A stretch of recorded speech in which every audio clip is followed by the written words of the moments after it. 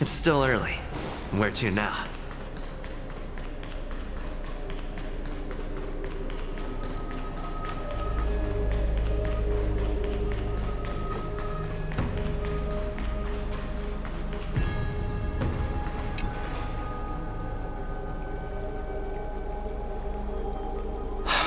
Aglaya, with all due respect, this trial is taking far too long.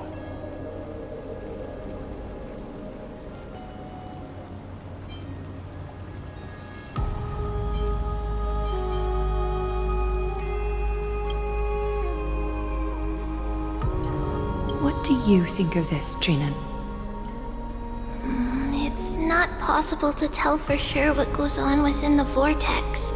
All I can hear are fragments of speech and distant battle cries. Is it Fainan's voice? I'm not sure. It's difficult to make out clearly. Wait, no! Lady Trinan. Snowy's voice. I can't hear him anymore. There's a sun-like existence in the trial.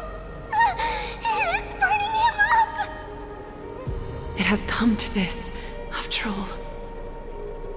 What now? Get ready, my Demos.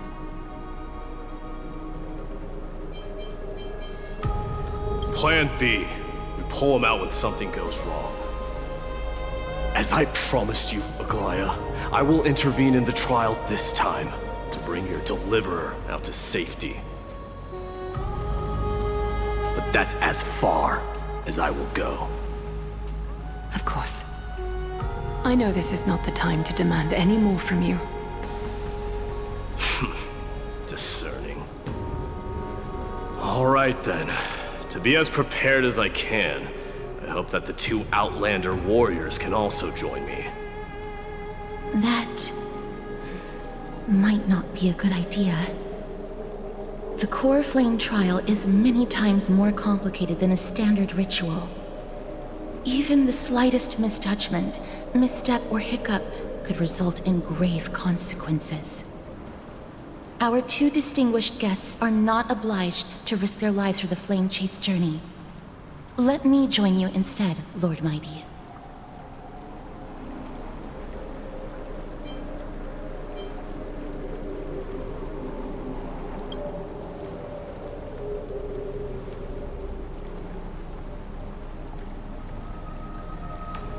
Join me in the trial to look for Fainan.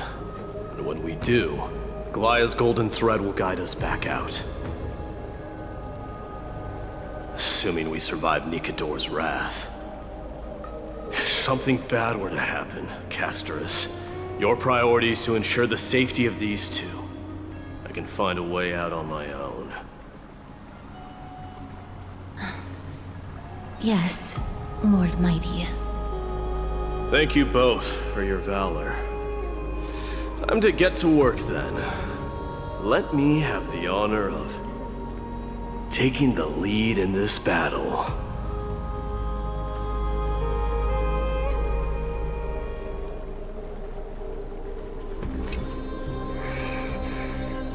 We can't.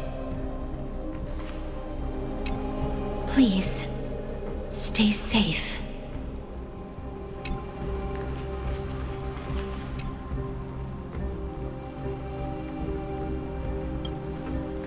May that warrior be safe from harm. When you are ready, I will preside over the ritual on Trinan's behalf.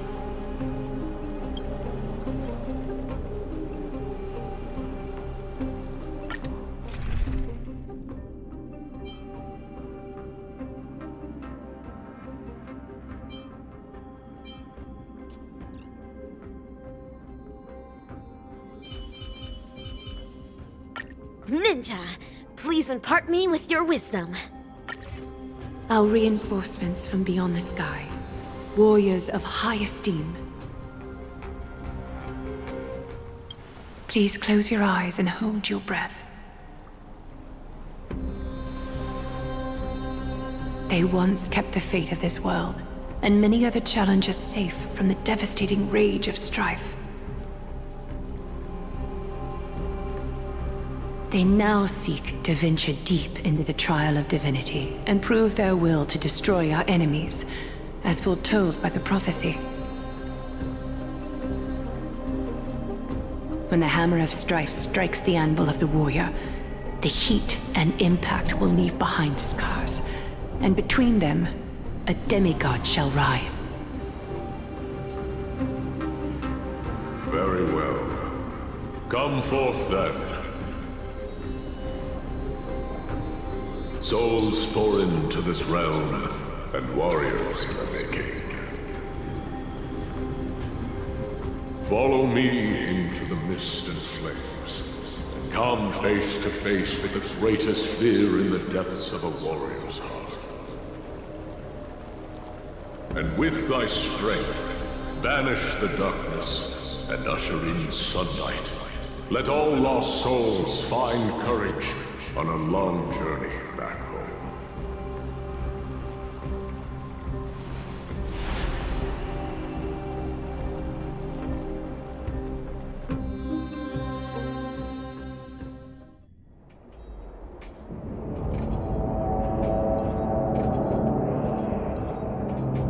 What's the matter? Surprised? Where there's strife, there's carnage. It shouldn't come as a surprise to see such a sight in Nikador's trial.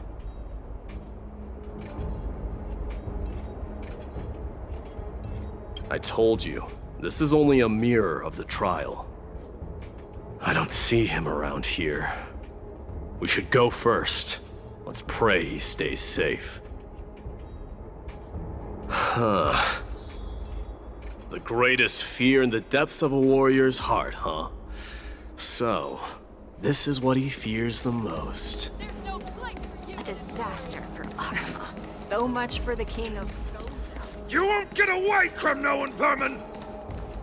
Be on alert. The smell of rust is thick in the air. Tell me your name, brute.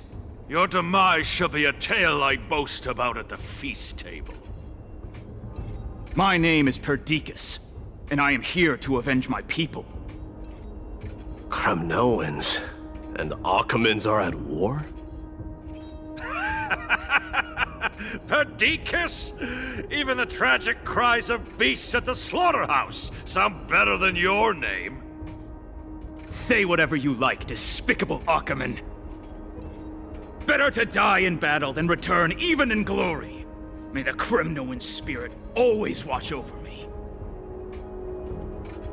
Foolish brute. I see you're eager to die. Very well then. I shall grant you just that.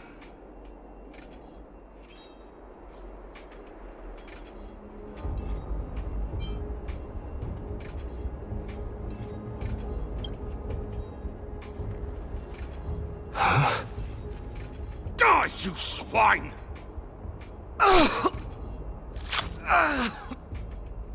Matamos. My king. Why? Why did you leave us to the mercy of these foreigners? Is this? And you are... Oh. So the Alpha Brute has found his way here. You Kremnoans are all eager to die, huh? Then I shall grant you a swift death.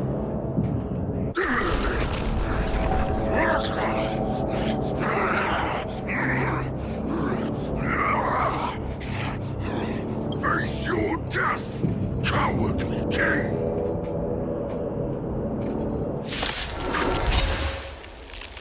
This insatiable bloodlust is a product of Nikador's wrath. Burn it up! Curiosity. Endless riddles. But the answer is nothing but a void.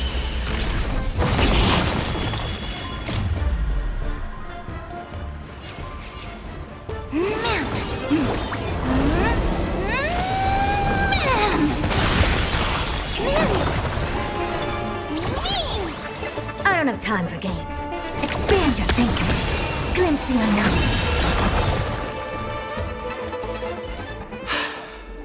Absurd. I know this, Akumen. Strife contorted an honorable warrior into this perverse and twisted being. And that horrible noise. I can hardly suppress my bloodlust when it sounds. This battle cry must have gone to Finon. That's why he lost himself. What a useless fool.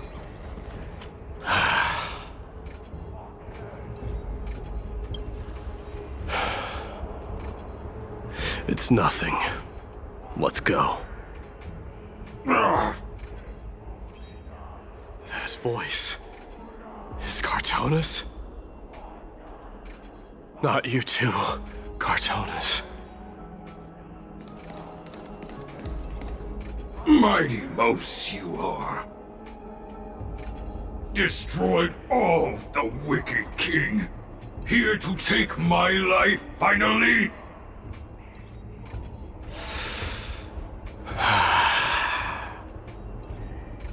I won't ask how this happened, nor will I hurt you like you said.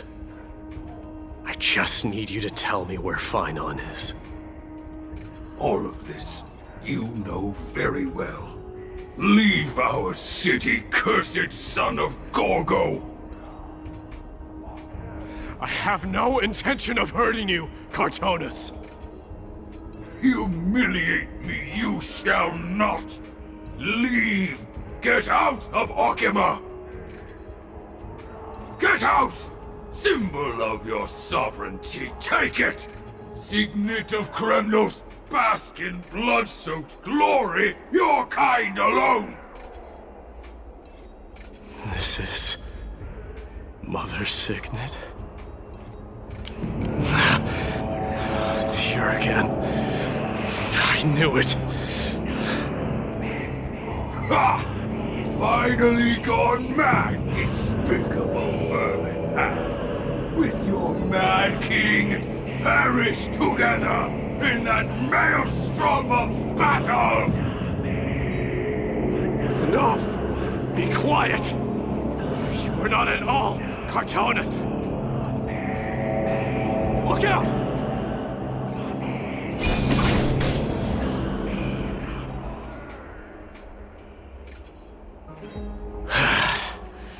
Nice move.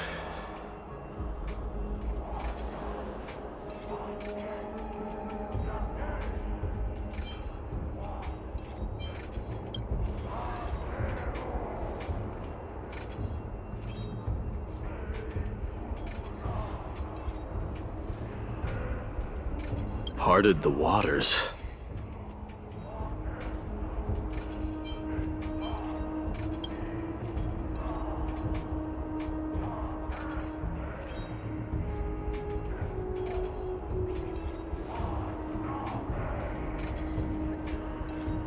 So, you are Dan Heng.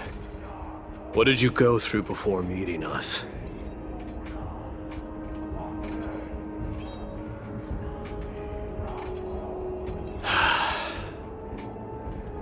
You mean you saw your past too? The trial of Strife is a vicious one, all right. This might not be a single person's trial, but an arena for every challenger to engage their own delusions in a bloody battle. I saw someone from my past a while ago. Someone Finon has never met.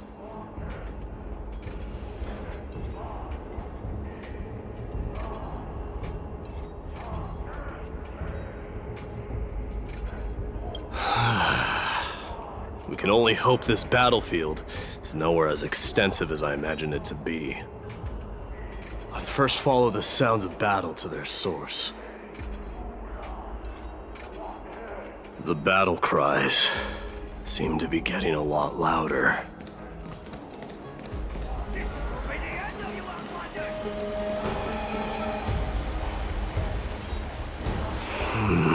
I agree.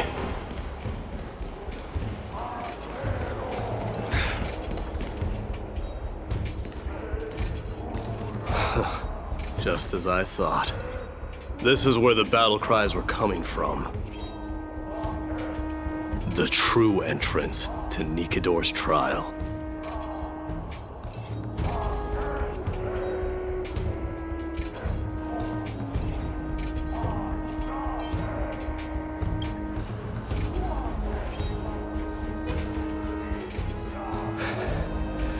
I've seen him for the first time, but there's no doubt about it. What I'm sensing can only be Strife's bloodlust. The one manipulating this battlefield is Nikador themselves. My demise. You are a keen warrior indeed. You know me? The blasphemous prince. Of course I know you. And I happen to know that you're here for the soul of that white-haired warrior. Great. Let's cut to the chase then. Hand over that poor excuse for a sword master, so we can be done with this farce. No.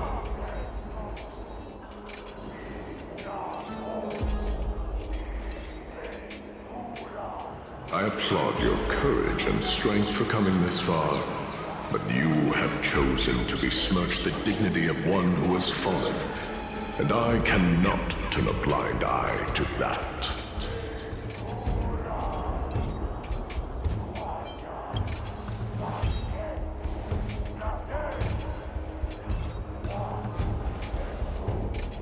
He faced the greatest fear in the depths of his heart, and fought with exceptional valor, though he eventually succumbed to the brutal onslaughts. I have since brought him to the rear battleground, and granted him glory worthy of his courage, tenacity, and sacrifice. You wish to take him away? Sure. Pick up a spear and prove that your resolve can rival his. Of course. Cowards who hope to avoid bloodshed are better off disappearing from my sight this instant. Your opinions are of no interest to me, Mad King. If it's a fight you're looking for, then you will get one, Titan. I will put you to rest once more with my curse of immortality. Commendable. Your noble mother displayed the same spirit with a spear in her hands. Don't you dare speak of her. Why not? She challenged the former Kremnos king to a duel, even knowing that it was a deadly trap, all to protect your dignity. Are you suggesting her efforts were for naught? Her death was caused by you, the incarnation of strife. How dare you talk about her past? Enough of this nonsense. You should be wielding your weapon at the god of strife. Battle me and put a swift end to this!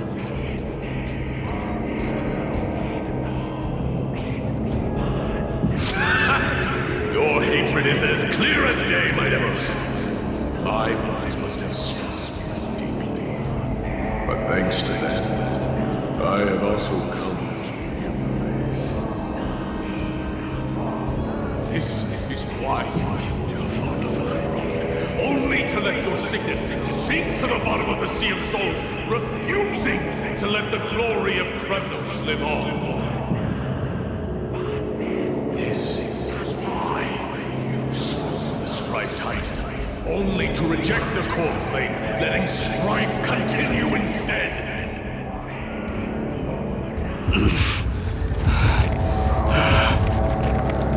Oh, child with that gentle fate, show me what you are capable of. Show me if you have the power to put out the flames of your very own destiny.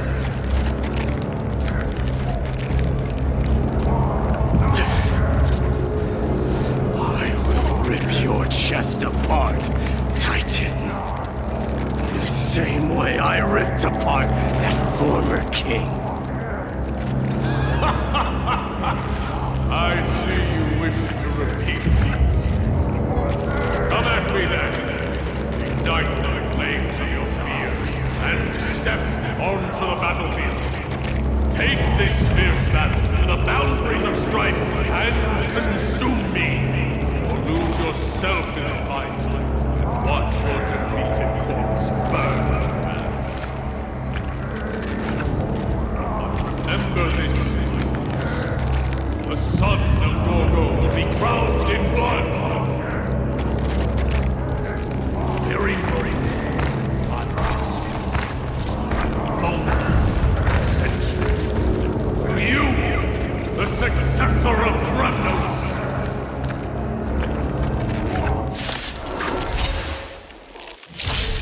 White knew he was no match, yet he chose to fight till his very last breath. What about you, Maidamos? Can your murderous intent match up to what fate has in store for you? Prove to me that you are worthy of this power!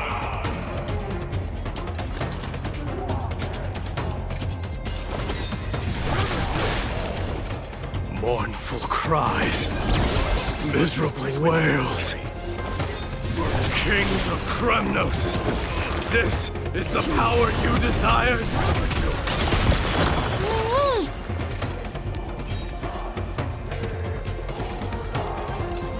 Mimi! Helpless as ever. Open sesame. In the name of fairness, I grant you the blood of strife! This raging power. I can hardly contain it.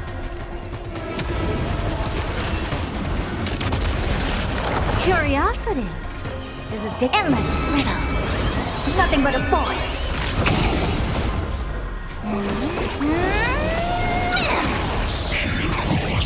Never seen perfection before?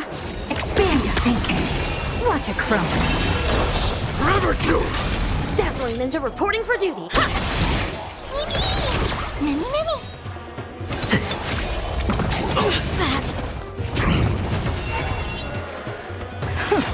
Burn it all!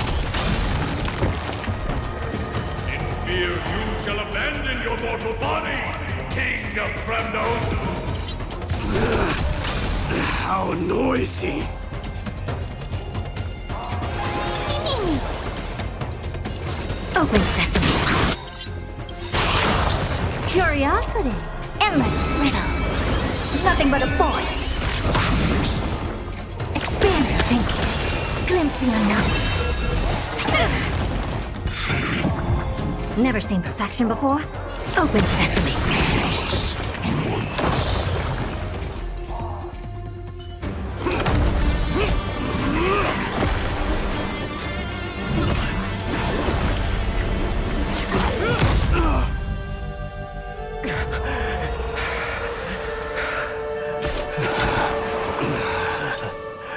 Found you.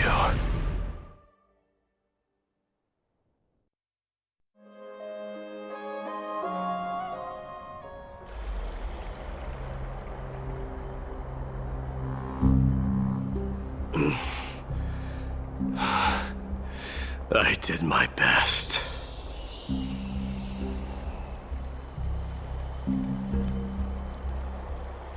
There's no need to worry. His soul is in a stable condition. With ample rest for both body and mind, he'll be up and about in no time. The greatest fear in the depths of his heart. Lord Finon must have been forced to relive his past during the trial, and revisit his homeland that had fallen to the Black Tide. In all likelihood.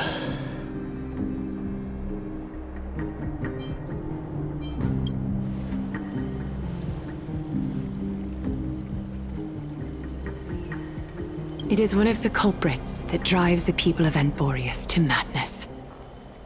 It was during the Era Bellica that this unspeakable thing first appeared, like a plague. alongside the 3 Titans of Calamity. Nobody knows where it came from or how it came to be. What we do know, however, is that it is steadily encroaching upon what little remains of this tranquil land, much like a rising sea closing in on an island from all sides. It is for this very reason that it became known as the Black Tide. Those who succumb to it lose their reason and humanity, becoming vicious, mindless monsters. Mortals are not the only ones susceptible to its influence. Even gods and titans cannot escape from it. According to Nias, Nikador, though one of the embodiments of Calamity, also bears the responsibility of fending off the Black Tide. Perhaps that is also why Lord Finon threw himself into the trial of strife so readily. But now, we must look for alternative means of igniting the flames of strife. So, Aglaya, what should we do now? You know very well the decision doesn't lie with me. As the successor to Krymnos, Mighty, you know better than anyone that if it was simply about emerging triumphant on the battlefield of strife, you and your people could manage it with ease. But ultimately, the heavy burden of divinity can only be borne by one. It is foolhardiness and indecision, not the unclaimed seed of divinity, that pushes this world into the deathly fog.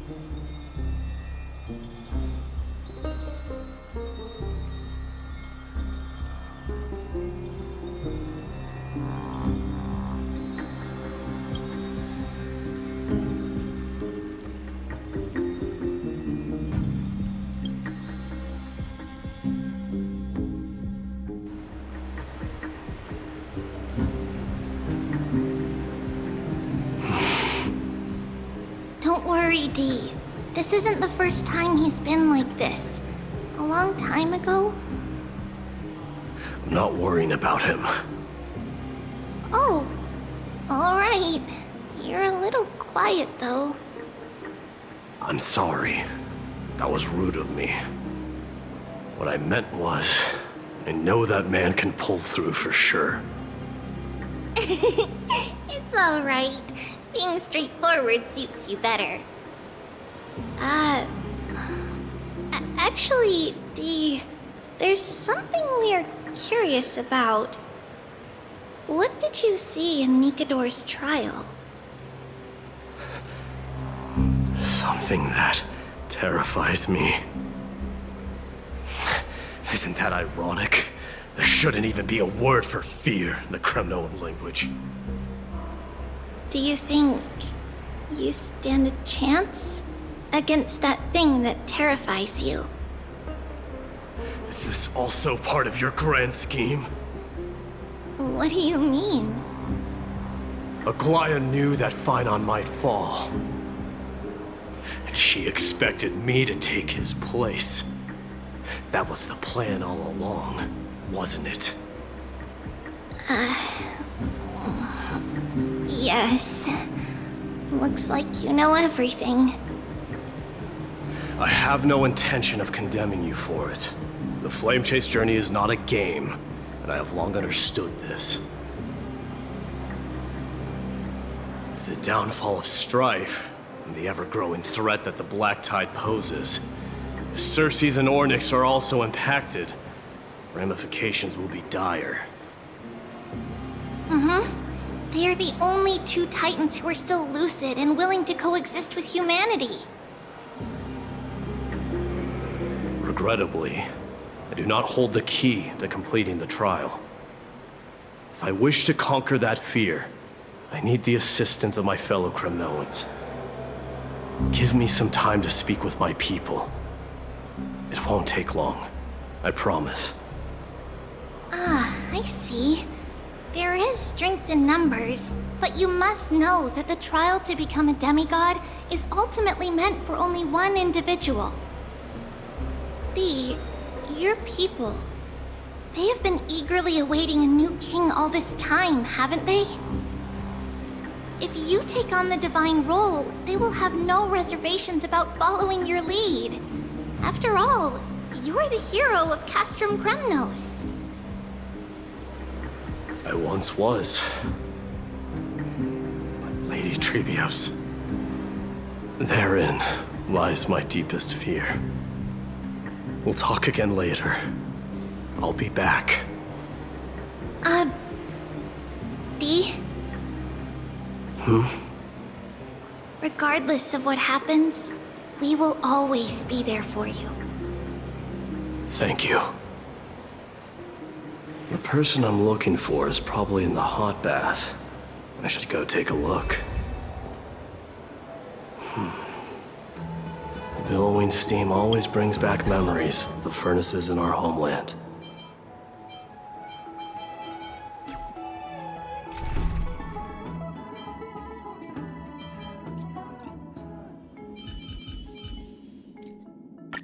Cry out, for victory will...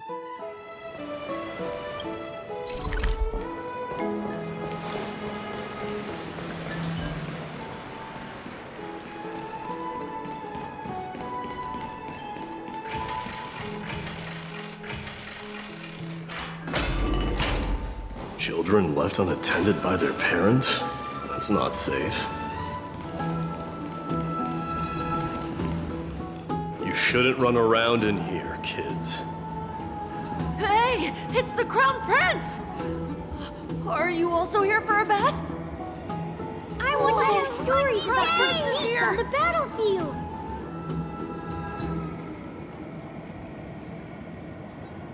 The Crown Prince. Are you Kremnoans? Yeah, we are! The grown-ups said we used to live next to the arena. Well, next to the parts next to it anyway. My dad is a centurion with the Hydra Lancers, and my mom is the bravest warrior in the God Shield Brigade. We used to get tons of silver coins from Mr. Crateros. My parents are serving in the Holy City garrison now. As warriors of Kremnos, they're braver than any Achaemen. Why are you kids here alone? Where are the grown-ups? Mom and Dad were asleep, so we snuck out to play hide and seek with Mr. Crateros. That old man can be such a child sometimes. Do you know where Crateros is? I happen to be looking for him. Sorry, I don't. Come to think of it, we haven't seen him in a while. Did he get lost while trying to find us? No way! Mr. Crateros is a member of the Royal Wing Elites. He's the best at hunting down enemies. He was counting near Verax Leo when we went to hide. I thought about taking a peek, but who knows if it might be a trap he set. It was prudent of you to be cautious. So, which Verax Leo was he with? It's, just take a few turns after you go out from here. It's close to the backs. All right, I'll go look for him. You should consider the game over and head home for now. And don't play around the hot baths again.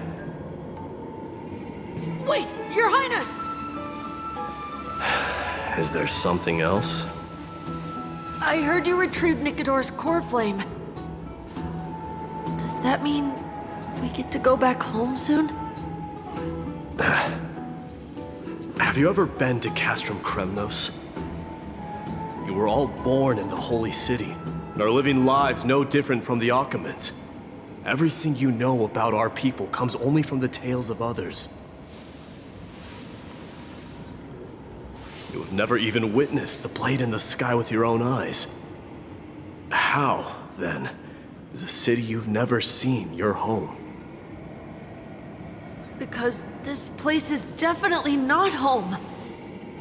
Mom and Dad told me that the children of Kremnos are born to wield swords and fight on the battlefield. They also said that the Kremnoan detachment led by the Crown Prince is the bravest army across all of Amphorius. No one can defeat them. The kids in the Holy City don't play with us. The moment they find out that our parents are Kremnoans, they shun us. We don't care. We all know that the Crown Prince will take us home one day.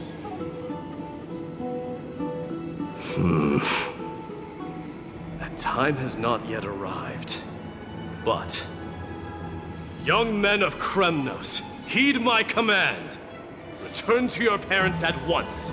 From here on, you are to dedicate yourselves to rigorous training and a healthy diet. You must not neglect these two aspects if you are to become a brave warrior of Kremnos. Only by following this path can you be deemed worthy of returning home. Yes, Your Highness! The future of Kremnos. I should find Crateros.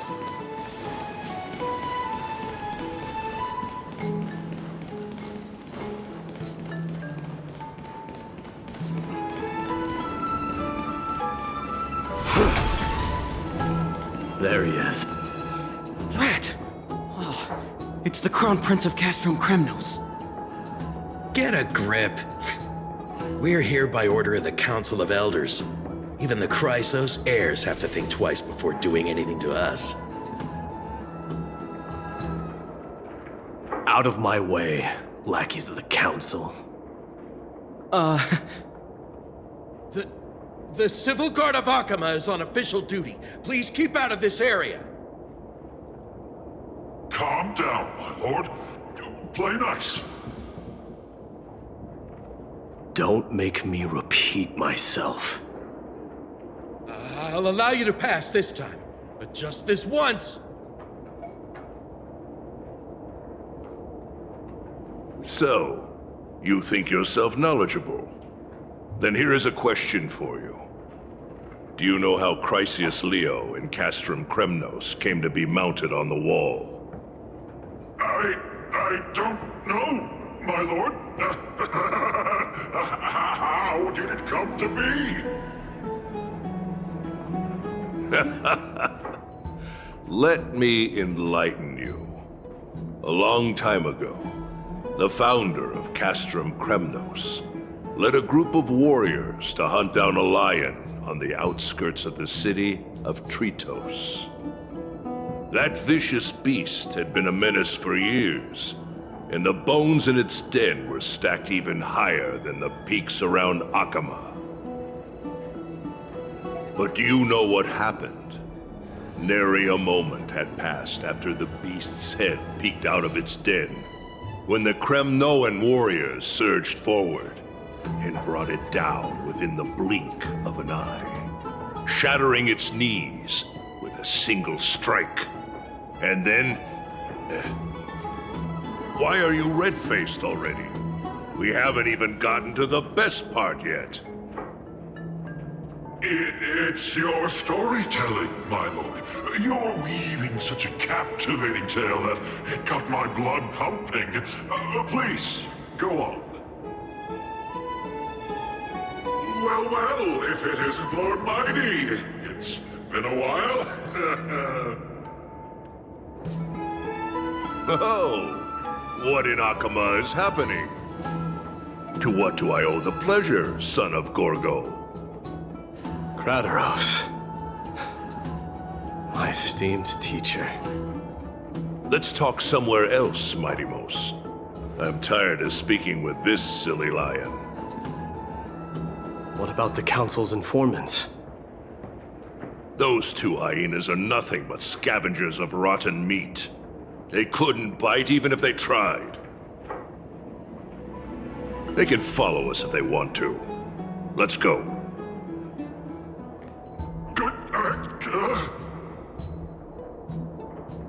Wait, so how in the world did Chryseus Neo get mounted on the wall? Keep up with us, you hyena. Oh, sorry. I meant officers. Hey, old man, how dare you? Calm down. Calm down.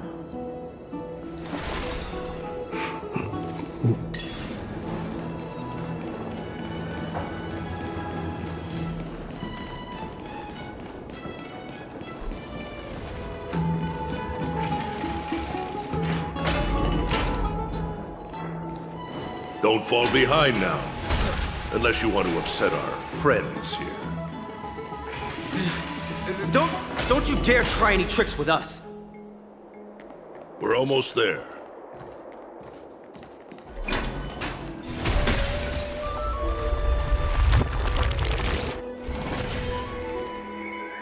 Why have you stopped? This is a nice spot for a private chat. Shall we, sir? Let's do it. What are you up to? Someone help me! Some privacy at last. So, tell me, why have you come to seek this old man's counsel? I came to discuss the future of the Kremnoans. Interesting. I heard the core flame of the Lance of Fury has been restored, though not by your hand. And you're even considering giving up Nikador's divine power. Is this true? Those rumors are not entirely groundless. In other words, you did entertain the thought of giving up the throne of Kremnos and forsaking your people. The divine power is not equivalent to the throne. The path of strife is also not our people's only way. Enough with the word games. You, of all people, should understand the plight of the Kremnoans. Think about all the warriors of the Kremnoan detachment who left their homeland with you. Think about their children. Only the yearning for our former glory days has kept us going all this time. If they ever learn that the Crown Prince they look up to so much is actually toying with the notion of stepping down, think of the disgrace it would bring upon your departed mother, Marty Mos. You best remember that she died for you because of Europon's schemes, to restore the glory of Kremnos. Since you've brought that up, tell me, who is responsible for my father's death? Are you trying to shame me, Mighty Mos? I may be old, but I haven't become so decrepit that I've forgotten it all. Of course I remember that Europon died when the Kremnoan detachment surrounded him. You drove the spear into his chest with your very own hands. That was merely the final outcome. Do you still not see it? What led my parents and our people to their downfall is none other than the strife we speak of. The quest for glory. The tenet of valorous death before glorious return. This is the creed of every Kremnoan, no matter whether these beliefs are justified or not. Don't be ridiculous. The only thing that could slay a king is a spear. Even an infant knows that much. I swore to your mother that I would guard your crown with my life. I never foresaw that the son of Gorgo himself would be the first to turn his back on the Kremnoan spirit. Gorgo. Your mother bore that name. The name of the great founder of Castrum Kremnos. And she upheld that name with honor.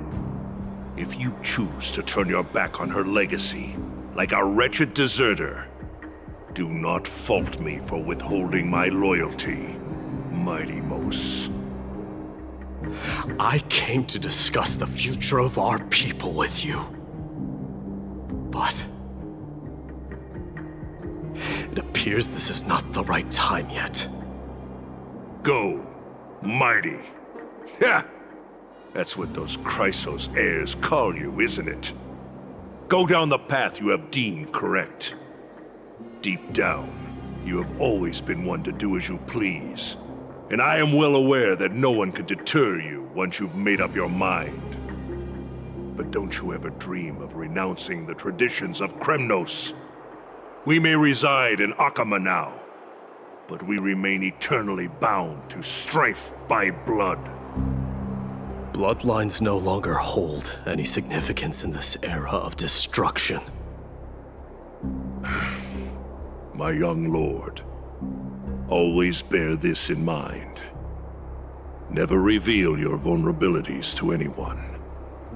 A lion should never dwell amidst its prey, especially when it wields power enough to dominate the entire hunting ground. Eurupon, the boy did nothing wrong! This is murder! Do not sully the noble name of Kremnos with the blood of an innocent child. You mustn't reveal your weaknesses to the enemy. Enough! My decision is final. We must use this child's life to preserve the soul of the great Nikador. We must save Castrum Kremnos. Don't be absurd! Those tiny hands lack the strength to even lift a spear. Do you truly believe him a threat to Castrum Kremnos? You'll be ending the bloodline of Kremnos if you do this. Our millennia-old glory will become nothing more than a joke. Have you forgotten that we Kremnoans place no value in bloodlines? It is through pure bloodshed and slaughter that the kings of Kremnos have ascended to the throne. As for our millennia-old glory, it has always been a joke in my eyes. Glorify it all you want, but it will not alter the nature of slaughter. Those who revel in it are but murderers. They are no more noble than the most monstrous beasts in Amphorius. Ah, enough with your words! Among all the kings of Kremnos, which one did not inherit the crown only after plucking it from the lifeless body of his father? But listen to yourself now. Do you truly believe you can cleanse the blood from your hands through mere words alone? Nay, quite the contrary. I will end this cycle of bloodshed. Starting with this child. With these blood-stained hands, I will end it all. Your failure is inevitable, Eurupon. You are just a coward who can only raise his blade against his own child! A beast that murders his own kin. Royal Wing elites and Ephors of Kremnos! You cannot sit idly by and watch this atrocity unfold. If you consider yourselves the honorable sons and daughters of Gorgo, then take up your spears and join me in putting an end to this bloody charade! Does anyone else have any objections? If so, come forward with your spear and prove your mettle. Understood. 5, 4, 3. No one dare stand by my side. Cowards! Has that crown stripped you of your courage? 2.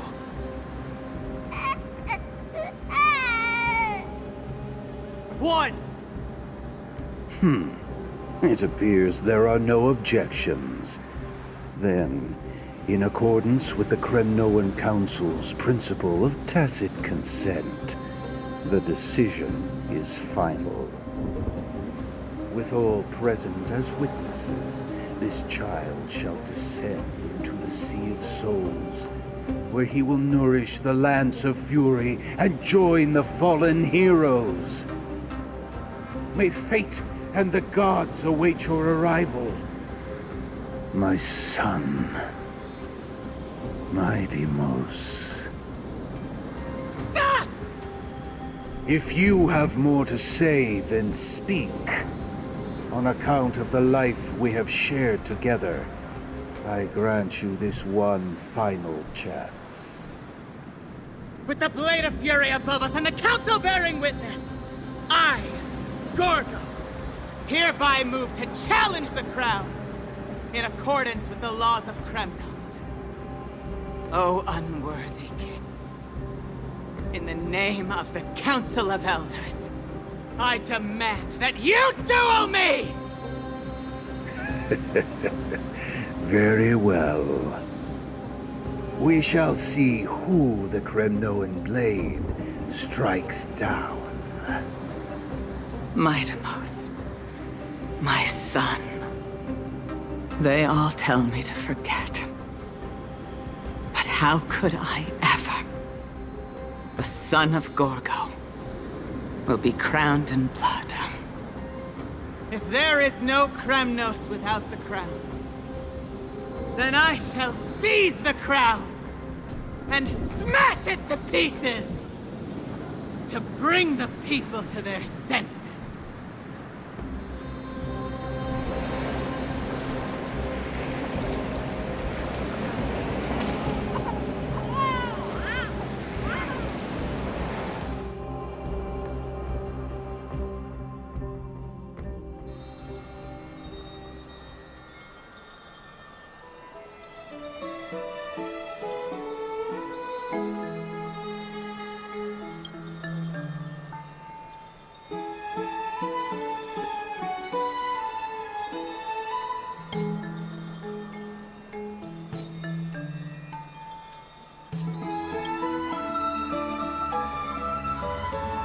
Mister, you're awake.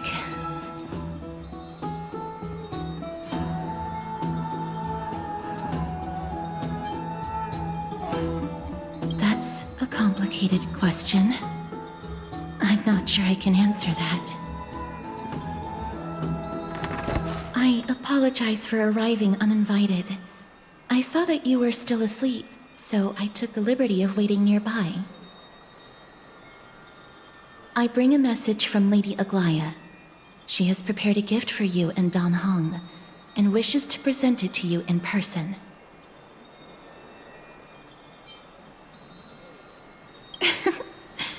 I'm glad you're in good spirits. All right, let's set off.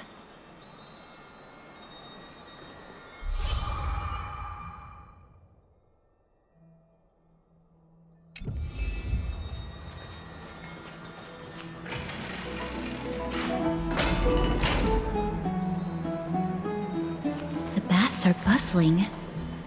Now that Nikador has fallen, the soldiers in the city can finally catch a break. I don't know how long I'll be able to live like this.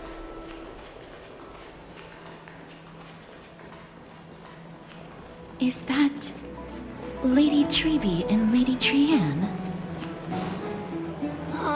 You must have forgotten. This is a precious relic from our hometown. We definitely all saw it back then. Trianne, this is a counterfeit. We both know it's impossible for something this fragile to have survived all those years in one piece. Nothing is impossible. We are fragile too, but we still got through those sad times. Ugh, look at that color and how it glitters in the light. It's exactly as we remember it. Why won't you buy it? If someone else gets to it before us, we'll miss our chance forever. Calm down, Trianne. You need rest. Please, there's no need to fret.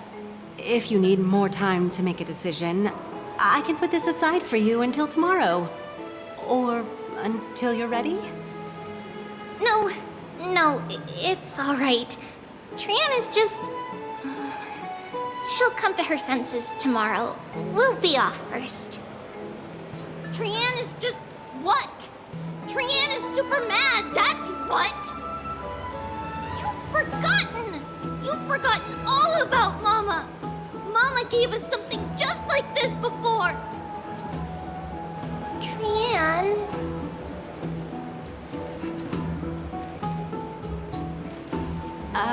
See you tomorrow? I hope you two patch things up soon. See you tomorrow. May the winds of fortune bless you.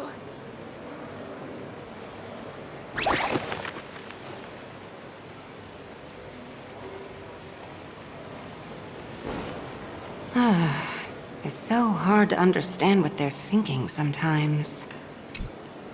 Excuse me, if you don't mind, could you tell me what Lady Treby and Lady Trianne were discussing just now? Oh, it's Miss Castorus. It's been a while. Well, honestly, I'm not quite sure myself. See, I have a little hobby of collecting handicrafts. Some time ago, I found this trinket being sold at the Memorial Market and bought it to use as decoration at my stall. When Lady Treby and Lady Trianne walked by earlier, Lady Trianne happened to catch sight of it and promptly insisted that it was a precious memento from her hometown. But Lady Treby believed it to be a counterfeit. She said it couldn't possibly be from Yanisopolis. The likelihood of such fragile glassware surviving the Chrysos War is simply too low. For some reason, Lady Trianne became awfully upset after hearing that. I see. Madam, would you mind selling this trinket to me? Certainly. It's just... if it truly is a relic from Yanisopolis, it could be worth a small fortune. Miss Castorus, I'm running a business here after all, so... I understand. Feel free to name your price.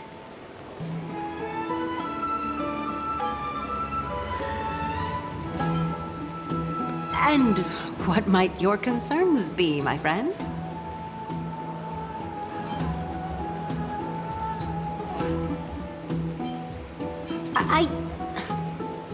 Fine. I'll sell it to you at cost, as a sign of goodwill, Miss Castorus. Just promise to support my business in the future. Much appreciated. Thanks for helping me out. I'm not one to venture out often, and while I have some savings, it takes a lot out of me to even talk to people, let alone haggle. Had you not been here, I would have been set back plenty. The authenticity of the piece isn't important. What matters is that it holds special meaning for Lady Trian and reminds her of her hometown. I've long wished to show my gratitude for Lady Trian's care, but I haven't been able to come up with any ideas for a suitable gift. This chance encounter today feels like divine intervention. Perhaps this is the gift I've been searching for. Still, this trinket is admittedly rather fragile. I will have to make some adjustments and stitch it onto wool felt to protect it. That way, no matter how much Lady Trian runs around, it won't break easily. Alright, back to business after that little detour. Let's keep moving. Don't stray far now. We've already kept Lady Aglaia waiting long enough. What are you folks going to do next?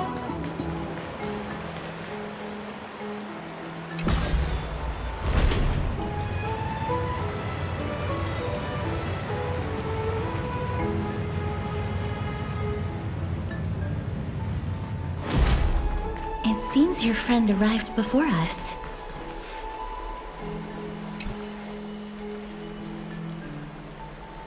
Welcome, Cass. And you as well, trailblazer from beyond the sky.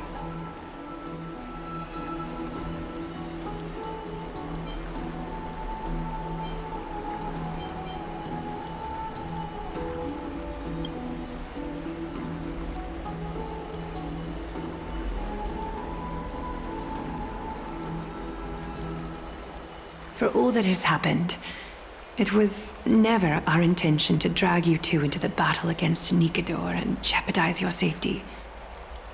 To express our gratitude for your kind, trailblazing endeavors, we would like to present you with the highest honor of Akima.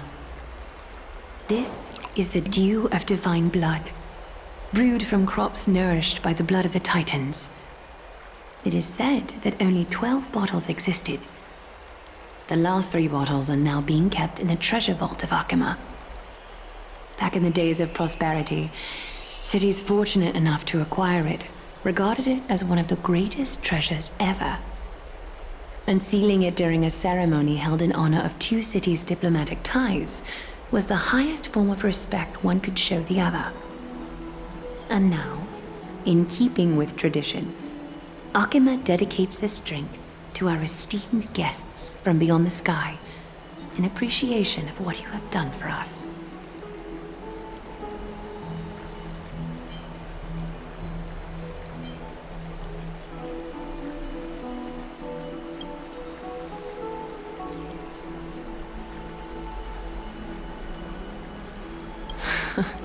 Very perceptive, Mr. Dunhung.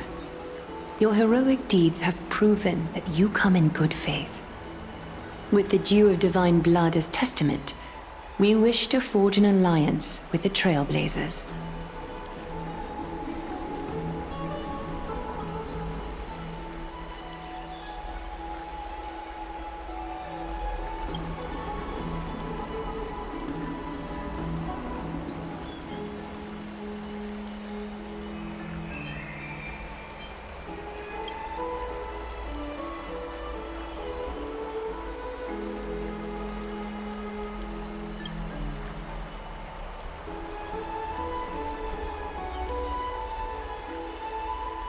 Wow! Gray and Danny have sharp eyes indeed. You'd make outstanding members of the Twilight Courtyard. No need to worry, by the way. I can tell from Lady Aglaia's tone of voice and micro-expressions that she's being genuine.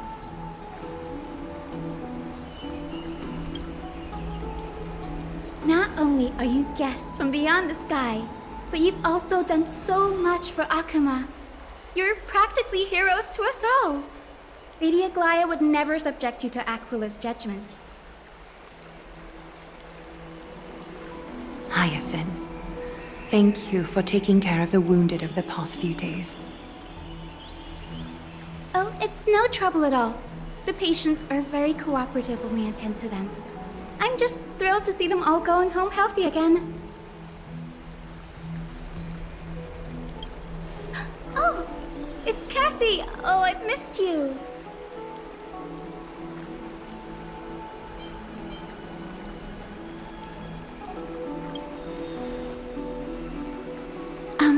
Miss Hyacin, about that nickname, could you... Oh, don't be shy. It's a cute nickname.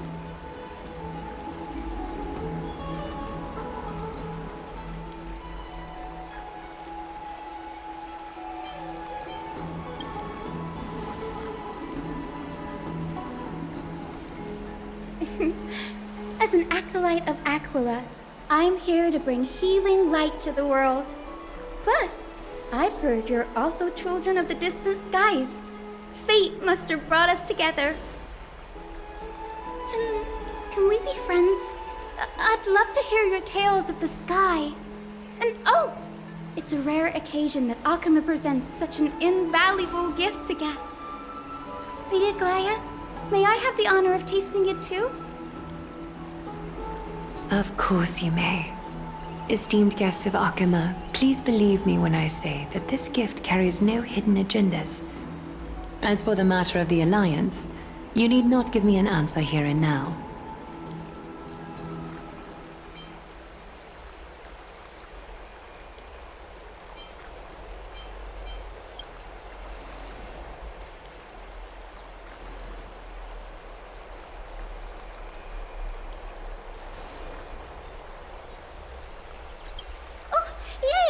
Then I'll get started on my questionnaire.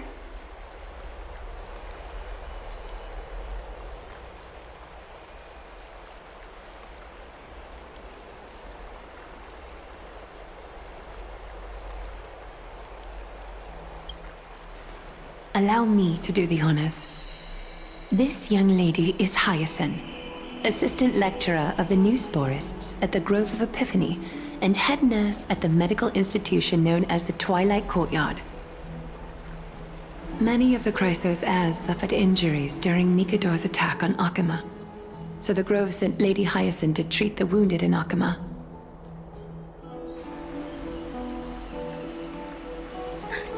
But what I'm really good at is helping people sort out what ails their mind and spirit. If you're ever feeling troubled, come find me. A little sunbathing in the courtyard will chase all your worries away.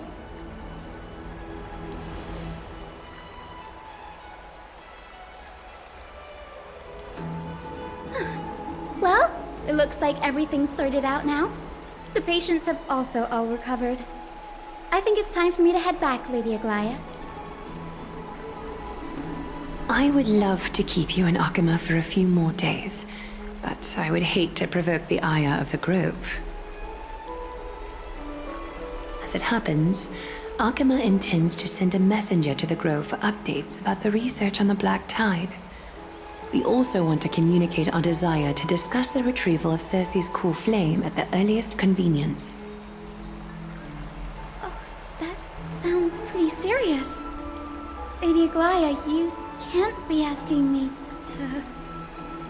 No need to fret. We won't put you on the spot. Trianne will be going there as the diplomatic messenger of Akama, and Castorus will be accompanying her. I happen to have a few questions for Professor Anaxa as well, regarding the missing Titan Thanatos.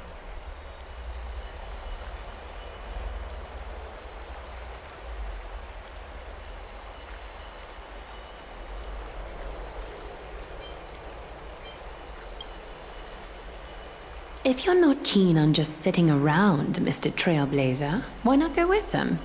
The Grove is a picturesque place, perfect for sightseeing. That's a wonderful suggestion. Come visit the Grove, Grady. I'd be delighted to show you around.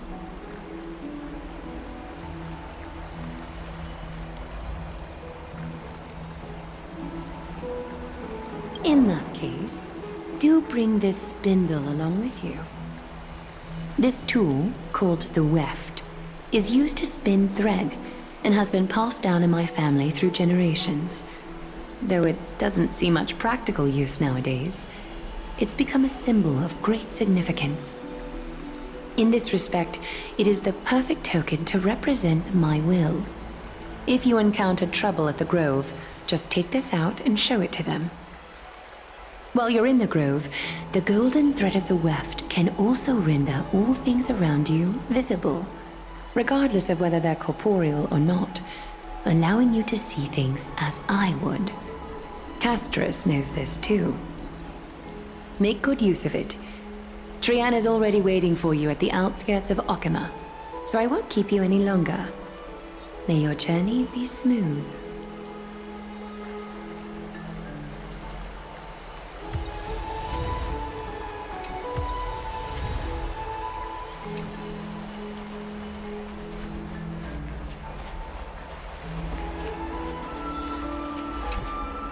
I'm glad to be in your company again, mister. Thanatos controls my fate, in a sense. The curse I bear came from them. And they have something of mine. Something of great importance that I must get back from them. When I was studying at the Grove alongside Phainon and the others, Professor Anaxa was responsible for teaching us about the Chrysos heirs and the Titans. That's also when I met Miss Hyacinth.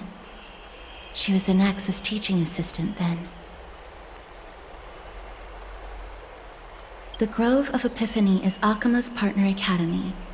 They look after the core flame of Circes and are the organization at the forefront of researching phenomena such as the Black Tide and the Titans. They also provide academic research support for the Flame Chase journey.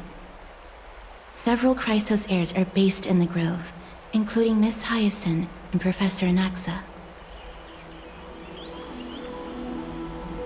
Oh, I came here with a colleague from the Twilight Courtyard. I've asked her to pack her luggage in advance, so she's already waiting for us by the city gates. Let's go meet up with her.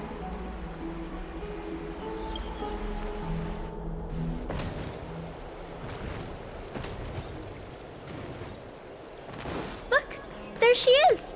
And Lady Trian. But... did something happen, Clementine? Oh, that's a serious injury.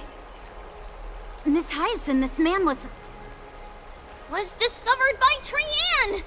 Trian was in a bad mood this morning, so we went to the outskirts of Okima for some fresh air. But then we found him collapsed on the roadside. Trian knows the city has good doctors, so Trian brought our new friend into the city to look for a doctor. I was waiting here for Miss Hyacinth when I bumped into Lady Trian. But by then, this man was already in critical condition, so I had to perform some emergency treatment first. These wounds, they're caused by the Black Tide. This is bad. Clementine, prepare a ward for this man at once. I'll treat him myself. It's a miracle he's still alive, considering how badly the Black Tide injured him.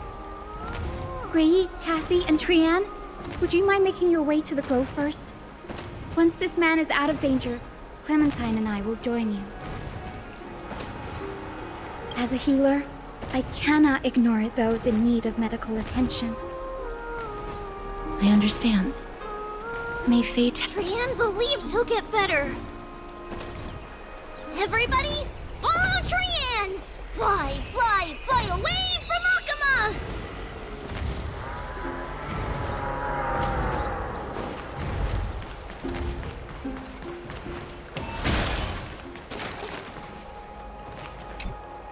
Down this road we go, to the skies we fly, leaving Okima behind! Little Cass, little Gray, are you ready? I'm ready, too. Okie dokie! Everybody, let's hold hands. To the Grove we go!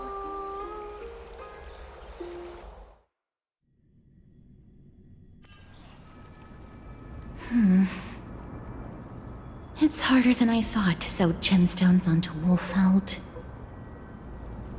Cass, memmy, memmy, mem. Mem. Mem wants to try sewing. Here, why don't you give it a go? Sure. Mem. Mem, cheer, mem. Oh, this is amazing. It seems as if their voice has become more intelligible after the battle with Nikador. After spending the last few days together, I feel like I'm gradually gaining the ability to understand what they're saying. Even if it's just a little.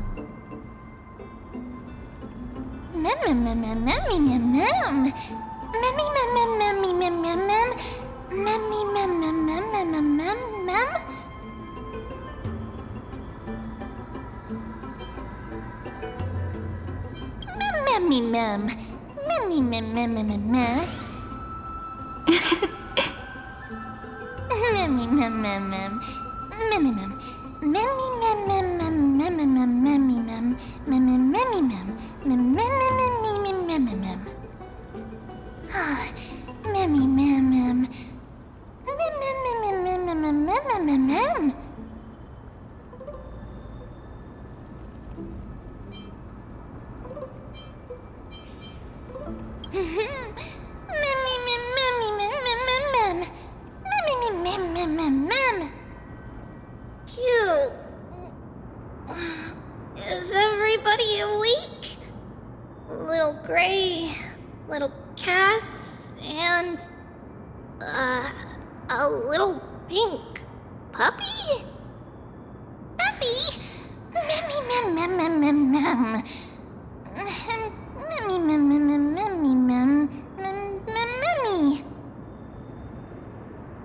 It's already action hour. Lady Trian, I hope you're well rested. You were talking in your sleep. Did you dream of many things? Sleep talking? What did Trian say? Something like, Mommy, doll with sword, let's fight together. We'll be brave. Ugh, it's so embarrassing. Please don't make fun of Trian. Of course not. Wasn't Lady Trian's mother also the Holy Maiden of Yanisopolis? Uh-huh. Mama was the strongest holy maiden in all of our history. She also gave us the prophecy of deliverance. And she had red hair that looked like a cute red mushroom. But Trian can't remember what Mama looked like anymore. Not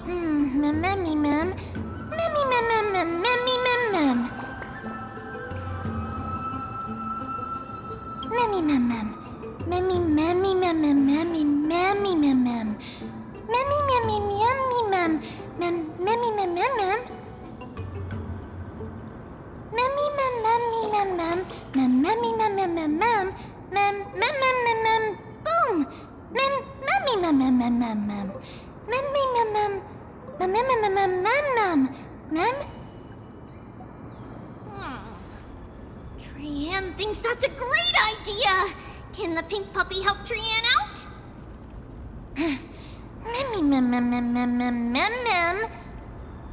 Yay! Then I'll call you Little Memmy from now on.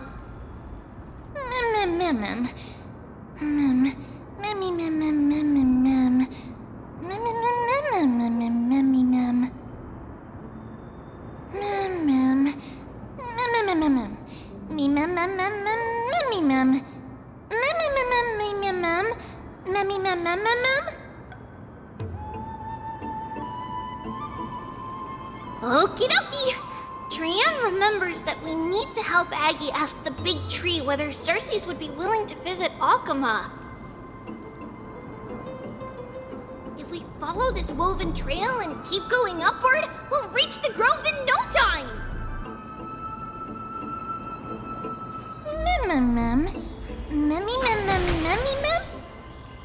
Legend has it that whenever they requested an audience with Circes, Nestia would always come to the meeting in a long white dress. As the warps and wefts— Look! A huge tree! It's huge!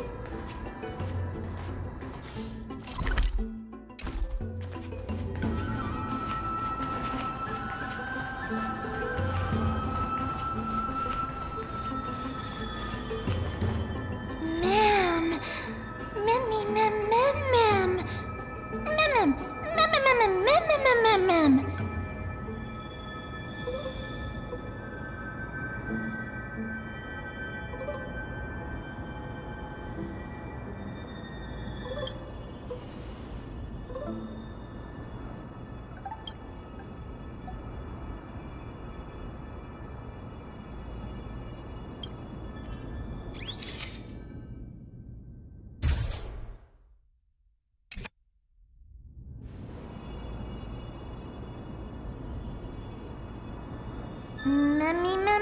Mem. Mem. It's the Bough of Rift, the divine body of Circes. Flora began to grow where they planted their roots, and this flatland basin upon which we stand gradually became a large, verdant forest. A long time ago, Thelesis, the first scholar, led the masses to build a garden and courtyard in the forest, naming the site the Grove of Epiphany. There, people sought mental clarity, knowledge, and enlightenment. Trian knows this. Everybody says that was how this big academy came to be.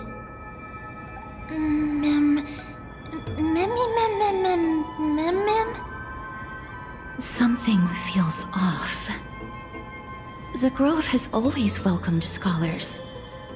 So too would Circes give us her delicate leaves and extend her branches in greeting. Yet, it seems both the Grove's messengers and the Titan are indifferent to our arrival.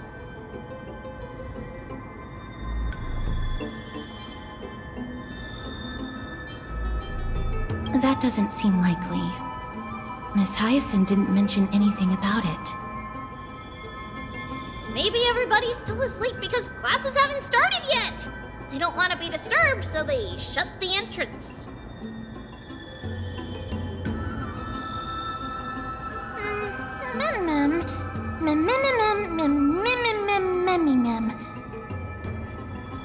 This place is too quiet. What in the world is going on?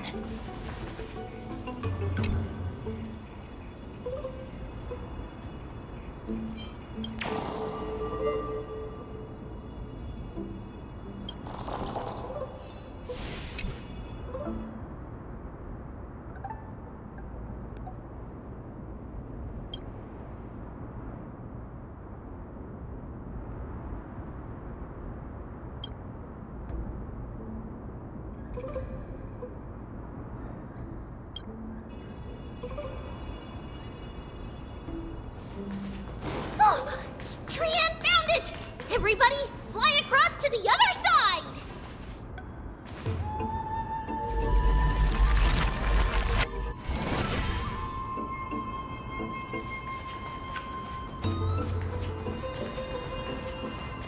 The entrance on the other side.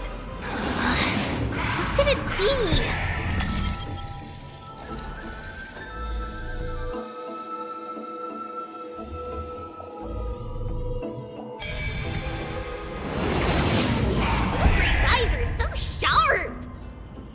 I knew you would find it. The courtyard of Storky should be just ahead of us. Good.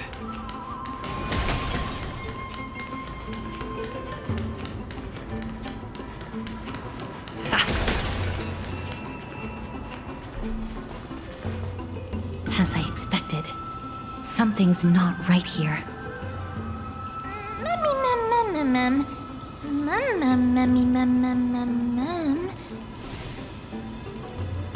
Not to mention that this whole place is also eerily quiet.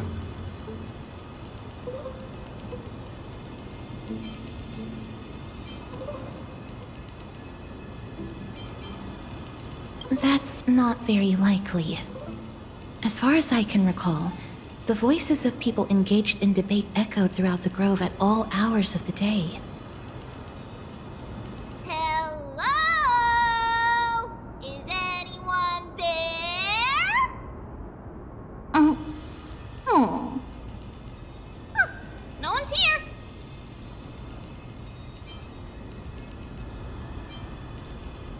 I have an idea. Lady Trienne, could you lend me that golden spindle? Do you remember? Lady Aglaia said this. While you're in the grove, the golden thread of the weft can also render all things around you visible, regardless of whether they're corporeal or not.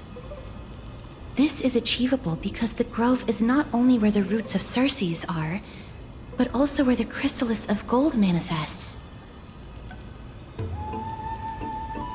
Oh, Nestia, with the weft as my vow, I beseech you, entwine my body with your golden thread and affection.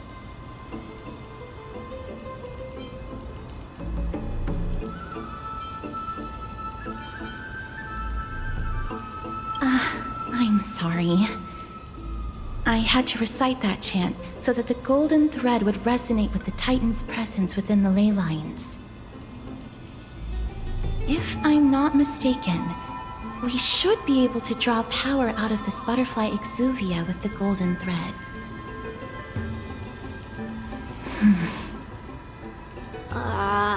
There isn't a reaction. Did it not work? But that shouldn't be. Mem. Mummy. Are they white dryad flowers?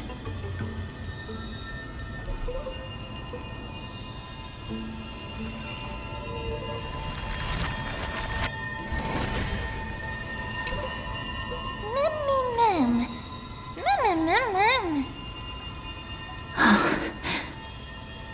No, these aren't white dryads. These are shadows of dead white dryads. Dead, Mem. Shadow? Strictly speaking, these white dryads are still plants. They only gained sentience as a result of Circe's blessing of equality. But their sentience is minimal when compared to that of humans. These flowers have already died. What you see here are just faint afterimages of their souls. However, this also means that the golden thread has definitely connected with the Titan's presence. Without the golden thread's outlines, we would not have been able to see them at all. But what happened to them? Why are there only tiny shadows of them left? Mem, can you read their memories? Let me try. Mem.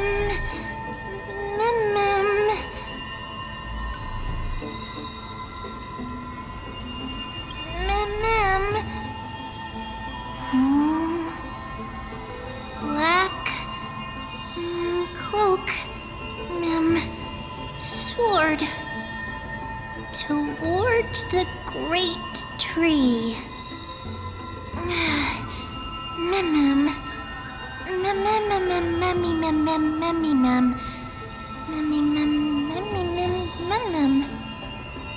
I have a bad feeling about this. The deathly fog of Thanatos is fast approaching. Oh! Trienne will be on high alert!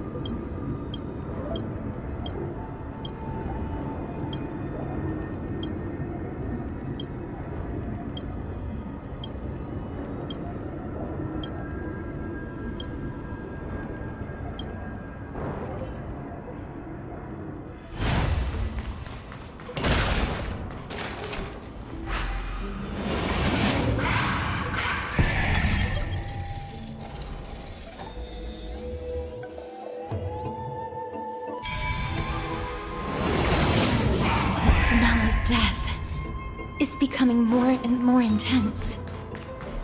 There. This looks really scary. Mem.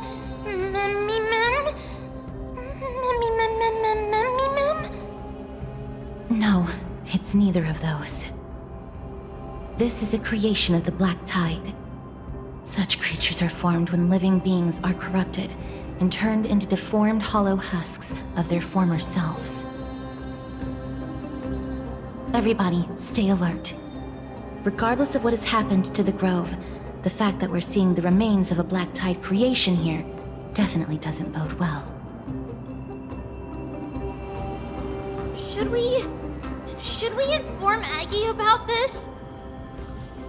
Mem.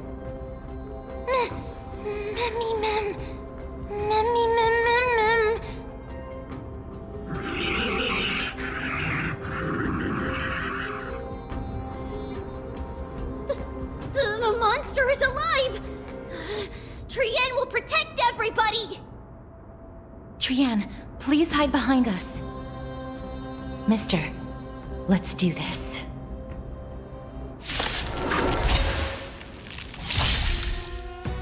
As expected, the words black, sword, and cloak. They're talking about the Black Tide. Useless? Almost. Just in time. Just a little something. Think nothing of it. Tell us first! I don't have time for games. Open. Sesame. Cosmic ninjutsu, secret technique, dazzling obliteration! That'll take more than... Evil leap at once! Never seen perfection before? Expand your thinking. Nap time. Mimi!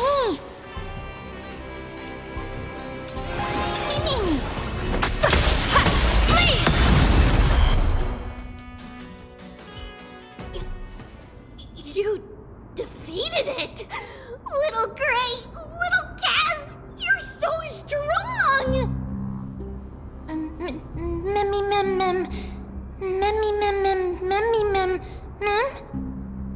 To think the Black Tide has spread this quickly to the Grove despite its remote location. I'm afraid a world where strife has fallen is far more dangerous than we ever imagined. Oh no! Does this mean that Akuma is also in danger? Looking at this mess, it seems the scholars at least succeeded in fending off the first wave of attacks. But at what price?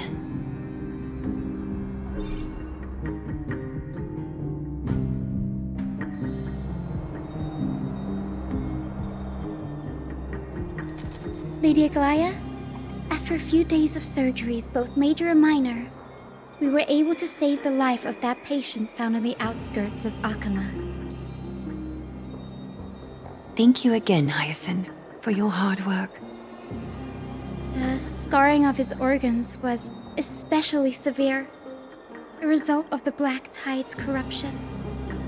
It's a miracle he's even survived. I can't say for sure when he'll regain consciousness. Don't stress yourself out over this. You've already done everything in your power to save him. There's no need to hurry to the Grove either. You deserve a good rest now. Tribi, I have some things to tell you as well. There's something strange about where that patient came from. He is not Akuman. The way the stitches on his clothes are hidden is quite unique. Such craftsmanship is undeniably from the Grove. The Grove? You mean... Now that I think about it, Castorus and the rest should have arrived at the Grove by now. Trienne just got in contact. The Black Tide has invaded the Grove. We haven't detected any survivors, even with the help of the Golden Thread. What should we do, Aggie? The Black Tide is posing an even greater risk to us now. I did not expect the Grove to be the first to be impacted, though. Can they tell where the core flame is right now? We see it. The core flame is still there, but... But what? But they can't say for sure whether the Titan has also been corrupted by the Black Tide. Please let them know that for now, the most pressing task is to identify the core flame and transfer it to a safe place as quickly as possible. We must also search for survivors and find out exactly what happened to the Grove. Oh, and find Anaxa. Unless something went terribly wrong, he should still be alive. They've set off. Please, stay safe, everyone. I pray for their safety too. Aggie, how do you know that Anaxa is still alive? I know that man all too well. If that blasphemous performer knew that he was not long for this world, he would most certainly try to seize the core flame and drag the Titan down with him. Is this a joke as well? No, I'm being serious this time. We're facing threats from both within and without Akima. The merciless carnage may have ceased, but Akima's nemesis continues to sharpen their blades even now. They may have even prepared the gallows from which to hang us already. You mean... Even if the divine authority of strife is as yet unclaimed, the Black Tide is advancing more rapidly than I expected.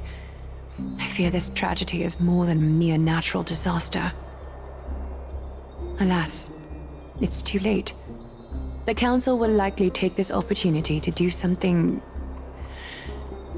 I will try to keep this under wraps for now. But you must also take care and be prepared for anything that may happen. All right. Should I inform Hyacinth about this? Not for now. She must be exhausted after performing surgeries non-stop for so many days. I don't want to overwhelm her with this bad news.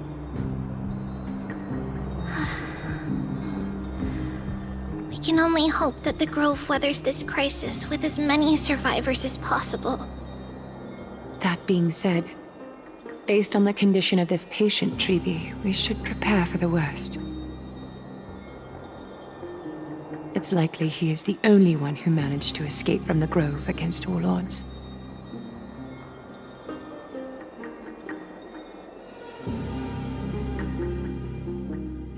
Everything will be fine. The people at the Grove are really smart. They'll definitely be able to chase away the Black Tide.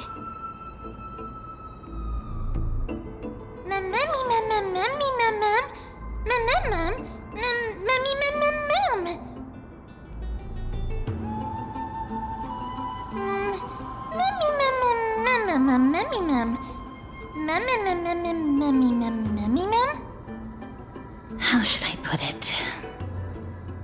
Lady Aglaya doesn't trust Anaxa at all, I'm afraid.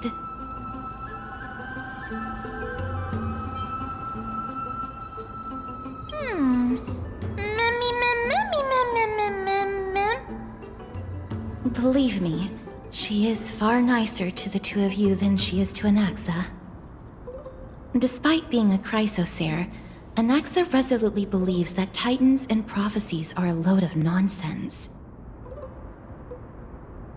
During our regular citizens' assemblies, he always votes to oppose the Flame Chase journey.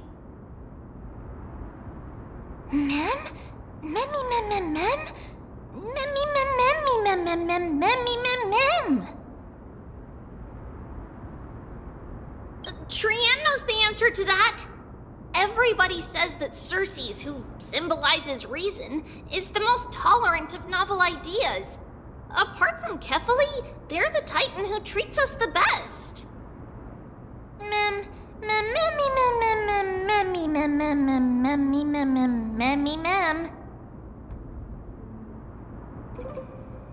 Yes, that is how we formed an agreement with these Titans who bear no harm toward humanity. If they agree to support us on our flame chase journey, we will wait till the final moments of the journey to restore their core flames. With the exception of Orynyx, that is, they didn't lend us their power willingly. Memmy mem memmy mem mem memmy mem mem memmy mem memmy mem mem mem memmy mem mem mem memmy mem. That is true. It's also fortunate that these gods weren't corrupted by the Black Tide and did not descend into madness. Trianne believes Circe's will be alright. After all, everybody says that the people of the Grove are really smart. So, Little Gray and Little Cass, just leave the task of finding Anaxa and everyone else to Trianne. It's easy for Trianne to look for people because we can fly. Good idea. In that case, please bring the weft along with you, Lady Trianne. The golden thread will be much more effective from up above. Please promise us that you'll take care of yourself. Okie doke. If Trianne gets in trouble, we'll look for all of you. In return, if you get in trouble, remember to call for Trianne, okay? We'll come right over and open the gate for you. That's the other thing I wish to mention. Do not open the gate unless you have no other choice, Lady Trianne. Your body is not in good shape at the moment. Okay. We will keep that in mind. Trianne was just trying to help. Of course, we know that. After all, Lady Trianne is a demigod, the most powerful among all of us here. Remember all those brave heroes in the tales you've heard. They would always save their strength until the very last moment. That way, they could ensure that nothing went wrong with their plans. Isn't that right? Mm-hmm. In that case, brave Trianne shall clear the way for all of you. Memmy mem memmy mem mem. Memmy mem mem mem. Memmy mem mem mem mem mem mem. Mem mem mem.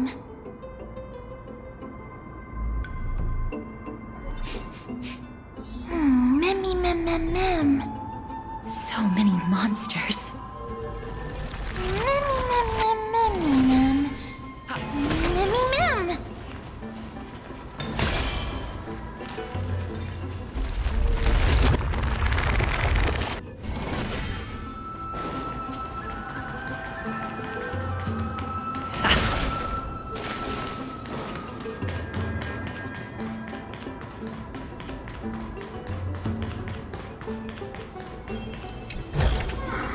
Is that all?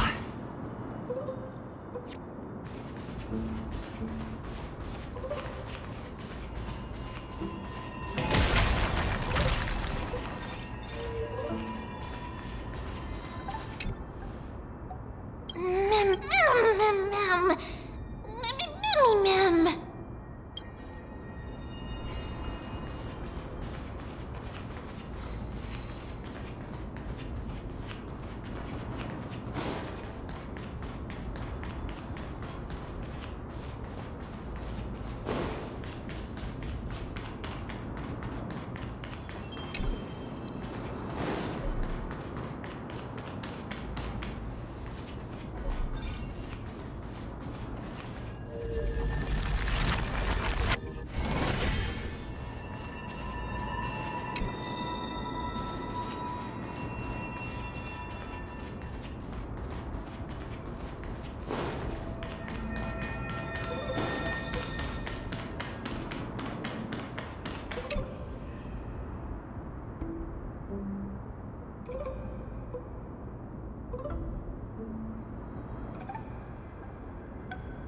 Mem.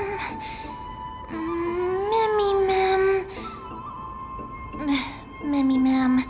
Memmy mem. Mem.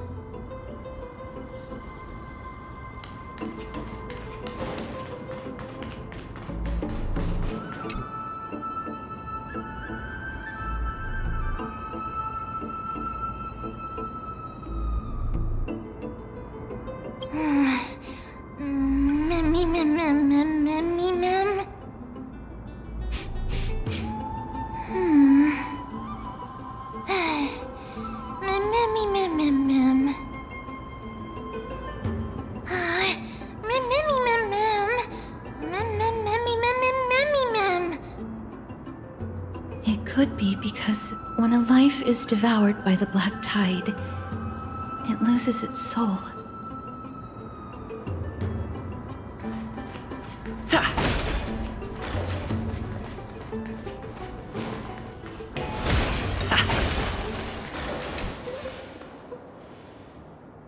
I can't open it. It was probably sealed in order to ward off the black tide. Save your energy. Yanis's power is far stronger than we could ever imagine.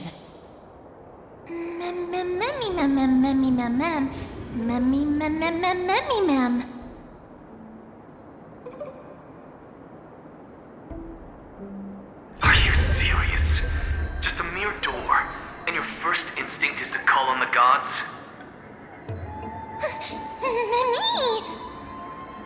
Before you try unlocking the door, perhaps you should first find a way to clear the fog that clouds your vision.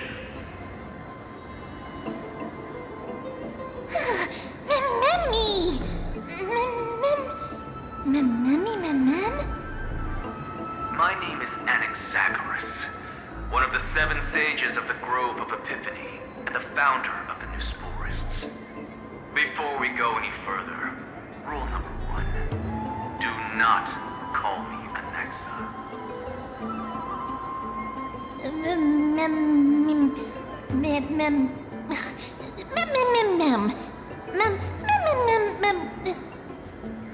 Rule number 2. Never interrupt me. Silence is golden.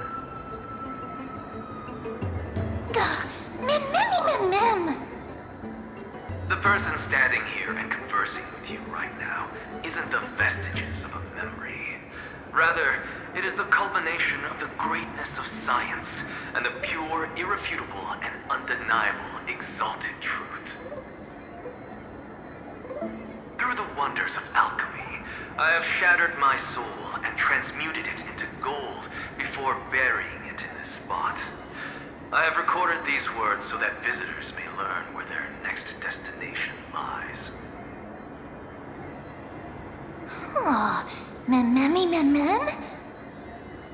Nothing is impossible. Having said that, alchemy is not omnipotent. Each time you hear from me, an equivalent part of my soul is being consumed as the price. In other words, this voice isn't created out of thin air.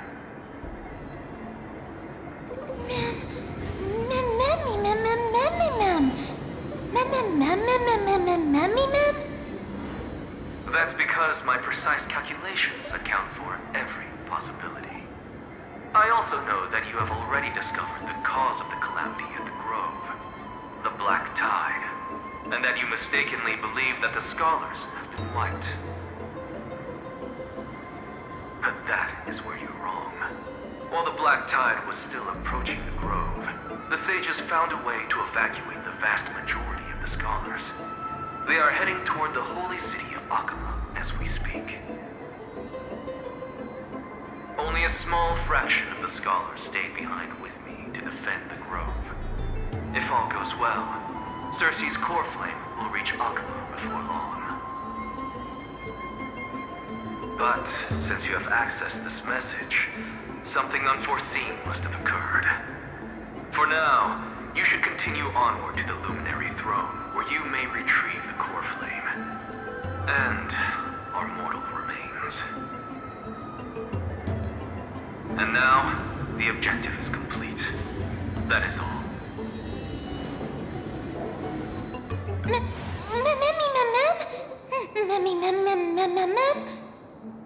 Mister, judging from your reaction, you must have found a useful memory.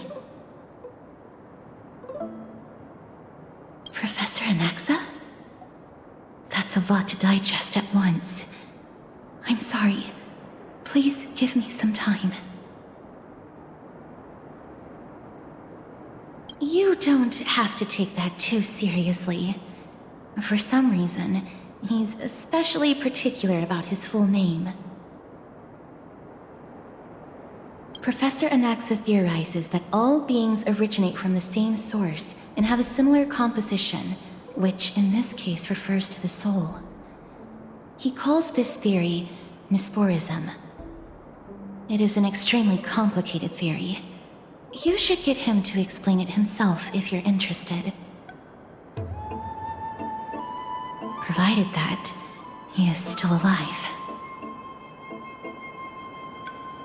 Yes, that seems like the only good news so far. We can just focus on retrieving the core flame then.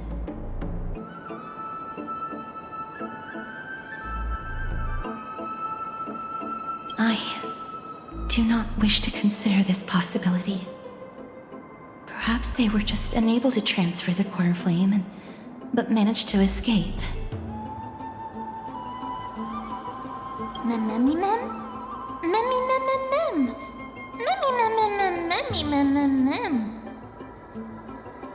It is located at the top of the giant tree and is where Circe's core flame is kept. According to Anaxa, the core flame should still be there. But making our way there won't be as simple as the professor made it sound.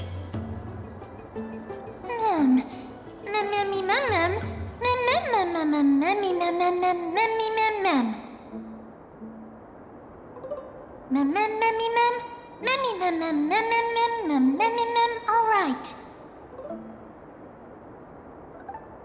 Right. Let's see whether he left any similar directions for us along the way.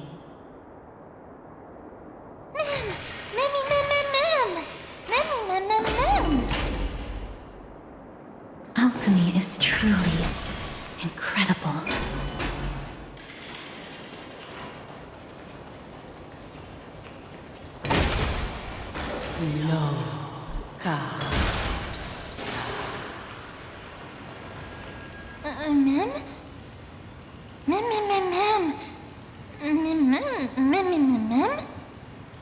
No, you didn't imagine it. I heard it as well. I'm afraid that someone's probably nearby. As we are unable to ascertain whether they are friend or foe, we better remain cautious.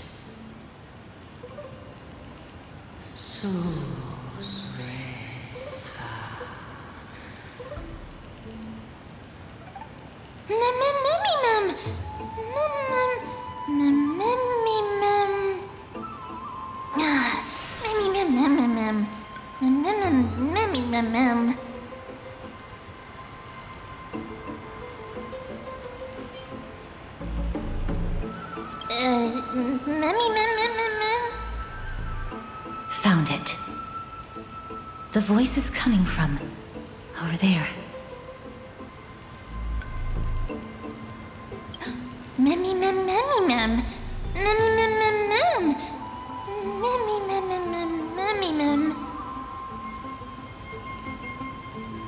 No.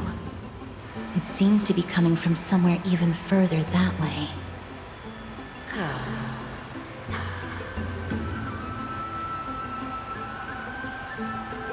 Let's go check it out.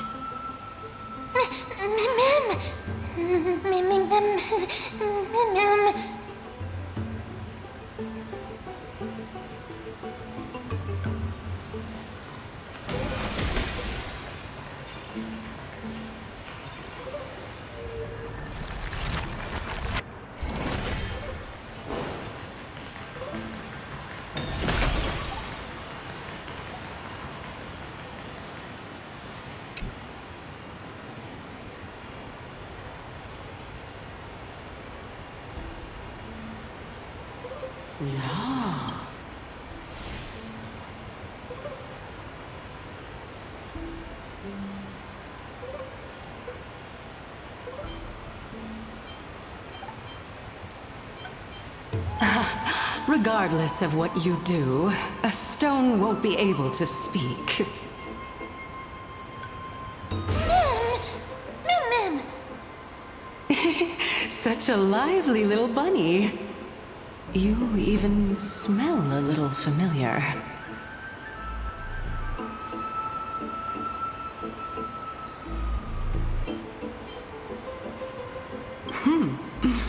What a smooth-talking child.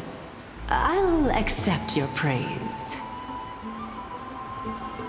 Who are you? Keep your distance and identify yourself. Otherwise, you'll face the consequences. The scent of Thanatos. I recognize you. Idonia's renowned goddess of death. Since you are aware, stop provoking the authority of death. Answer my question. Baring your fangs at me. How cute. Just call me Calypso. I greet you on behalf of the Seven Sages and the Litophagists.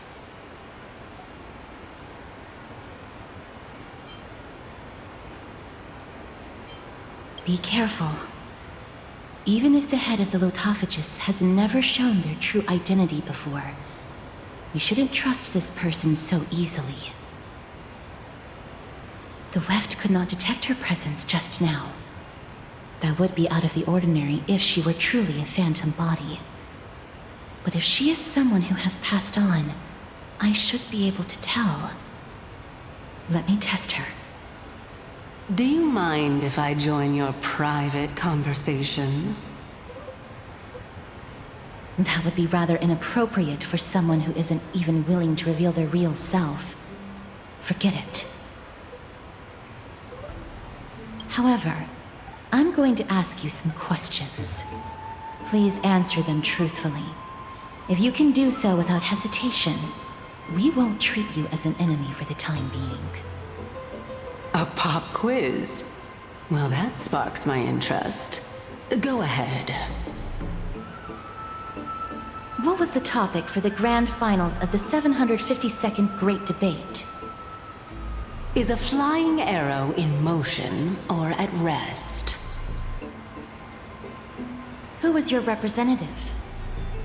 Medea. She went up against Phynon of the New Sporists. Who won? Nobody won because the 752nd Great Debate never took place. What I just mentioned happened during the previous debate. Phynon emerged victorious and obtained his 10th consecutive debate wreath. Also, to alleviate your worries, I shall provide you with a piece of information that's more valuable than the Great Debate. Anaxa the New Sporist is still alive. I saved him, and he is now recuperating at the Luminary Throne. So, are you satisfied with my answers?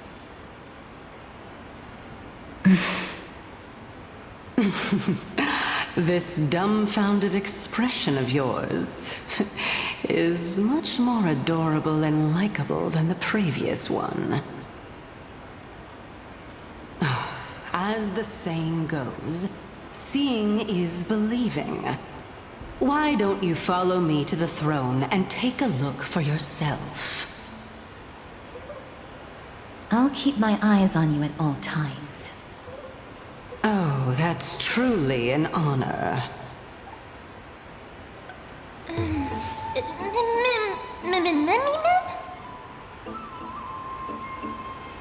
As long as we can get the water wheel turning, we'll be able to use it to ascend.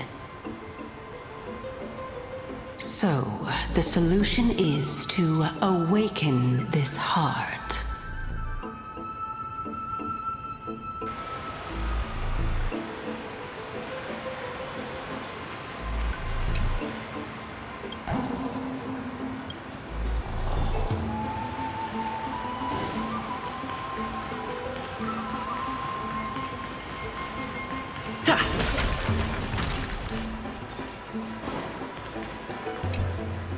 This heart is the source of all water in the grove. Indeed. When the sparks of inspiration burst forth within the grove, dewdrops fall and land within the pool.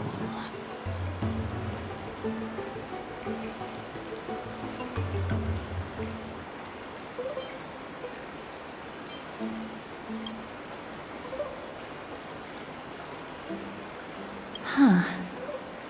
Can that really work?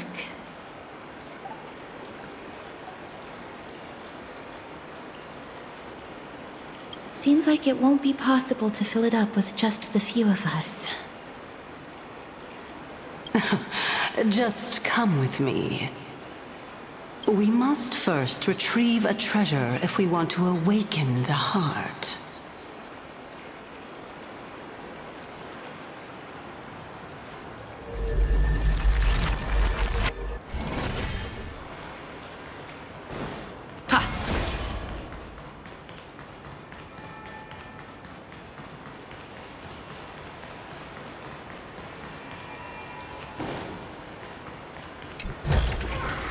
Is that all?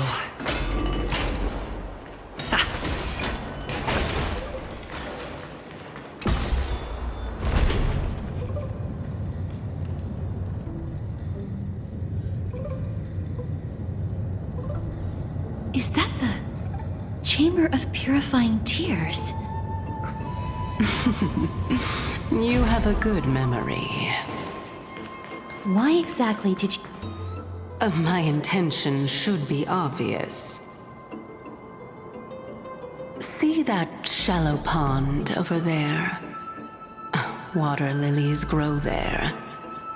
Initially, Circes watered them with their tears, while Nestia nurtured them with affectionate love. They are a token of the eternal companionship between the two gods. All the two of you have to do is to cross the deep well and retrieve the golden bough of vows for me.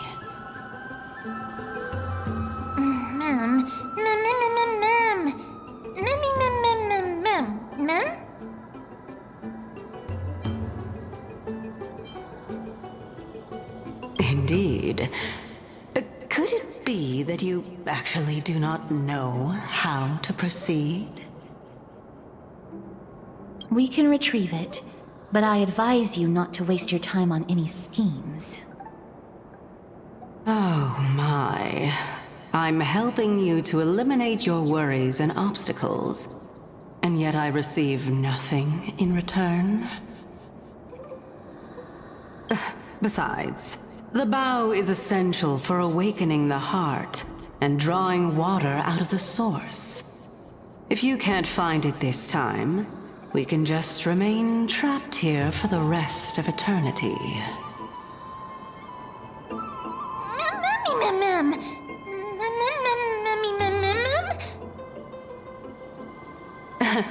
You're overthinking things. We're all in the same boat. Although it would be absurd to say that I have no other motives.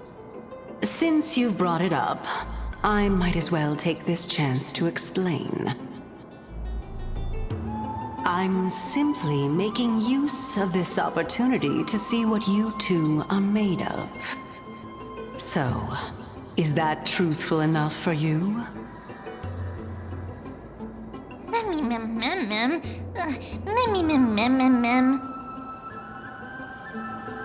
Now is not the time for me to elaborate further. So, please proceed. As a student of Anaxa, equivalent exchange should be something that you are familiar with. I cannot deny that. Mister, since our interests are aligned right now, it's better for us to do as she says. Besides, she knows about my past. Even though I'm not able to elaborate much, I can tell you that she has reasons to fear me. If you unfortunately turn out to be her ultimate target, Please don't worry. I will promptly intervene.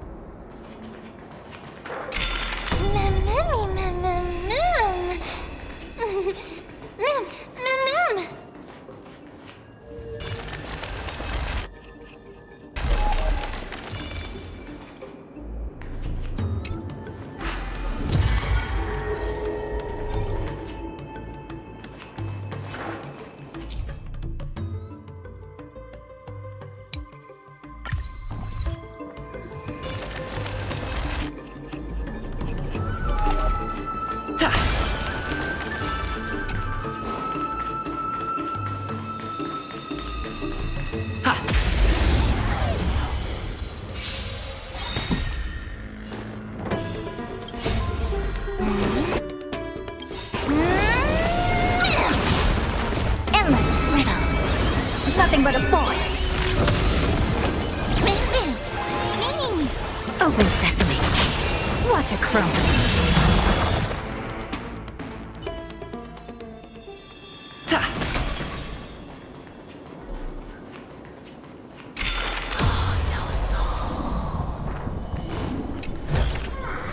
Is that all?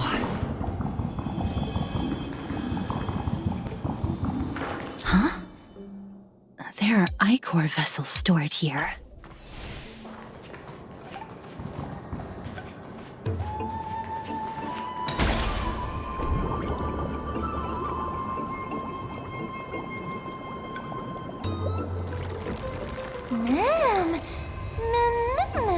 Flowers, ma'am.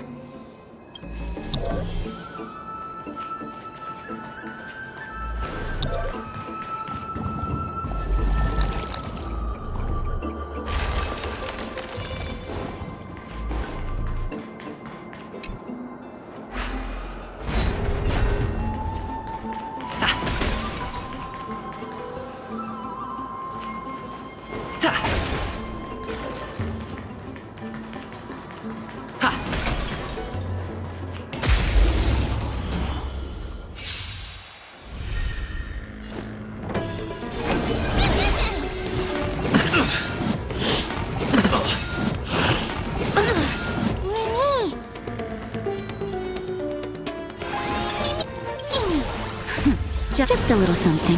Think nothing of it. Impressive. Expand your thinking. Tell us first. Naughty child. Mimi. Open sesame. Curious? Endless riddles. Nothing but a void. Expand your thinking. Glimpse the unknown.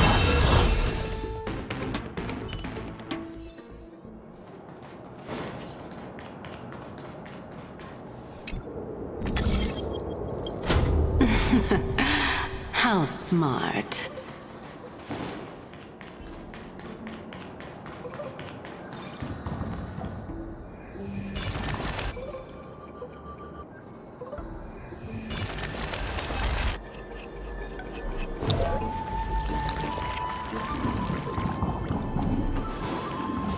Let's hope that this is not a trap set by her.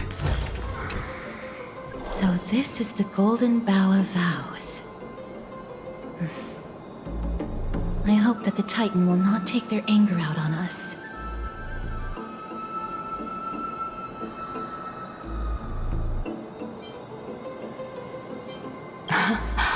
So lustrous and beautiful. It's even more magnificent than before. Mem Cal. Mem. Mem.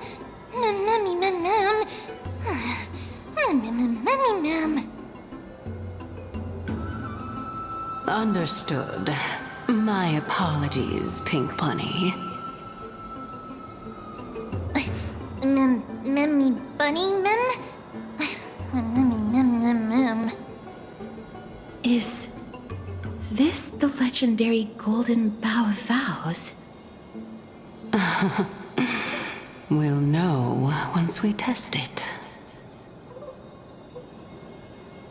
There's a secret passageway behind the pond. It's faster if we take that path. How do you know this place so well? Well, I'm one of the 7 sages after all.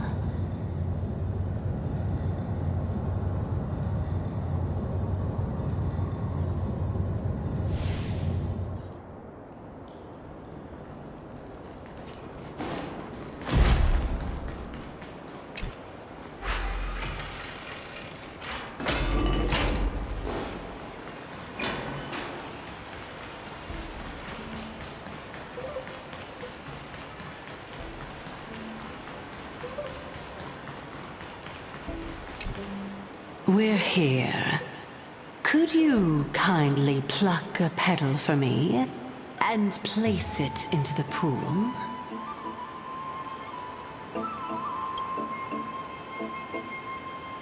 Now, can our little goddess perform that again? Huh? That being the oath of Nestia's priests. Right. Got it. O Nestia, with the weft as my vow, I beseech you, entwine my body with your golden thread and affection. Ma'am! Mammy, lit up!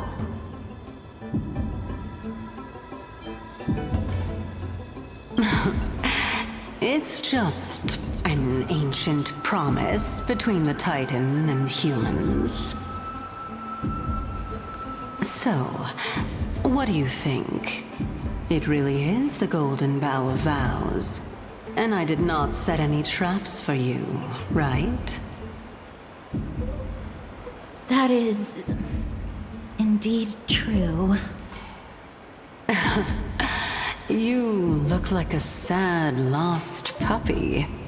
Even if this is indeed a scheme to get you to lower your guard, you don't have any other choice but to play along, do you? Therefore, why don't we just put everything aside and work together? We can always determine who's right and who's wrong once we overcome this. Yes, I agree. Great. Then, let's ride the water wheel. However, giving us half-truths is not the right attitude for cooperation. Furthermore, according to the principle of equivalent exchange, since we have passed your so-called trial, isn't it time for you to make your intentions clear to us? Ah. I really can't bear to look at your sad expressions. Although you only cleared a simple trial, I'm willing to make an exception and treat you with sincerity. I'll allow each of you to ask a question. But not the little bunny. So, ask away.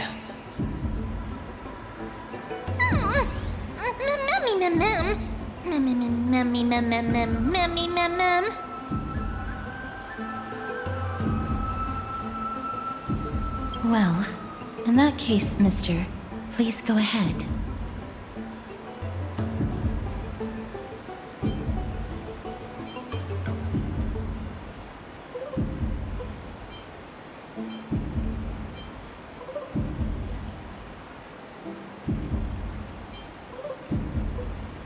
Oh, straight to the point.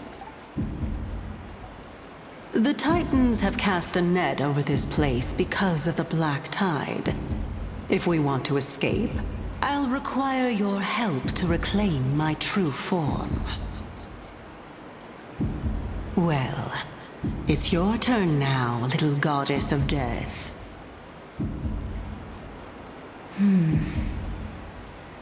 My question is, Was your previous answer the whole truth and nothing but the truth? There's no point in making this unnecessarily complicated. That applies to you as well. However, we do not harbor any hostility. We merely want to avoid any potential harm to us. Lady Calypso, if you want us to work together more effectively, I advise you to answer my question honestly.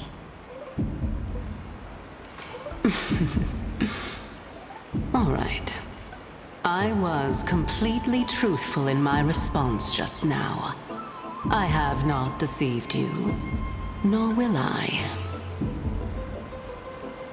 With all due respect, omitting facts can also be considered deceit. Is that so? Regardless, I still stand by my previous response. Then please lead the way. After all, facts speak for themselves. The truth will come to light once we arrive at the Luminary Throne. All right, all right. I originally thought that you were just a beautiful flower planted in the mortal realm by the hand of Shadow. But now, I see you have some prickly thorns, too. I'll just consider that a compliment. Indeed. I'm complimenting your charming naivete. All right, go ride the water wheel. I'll wait for you up there. Mem.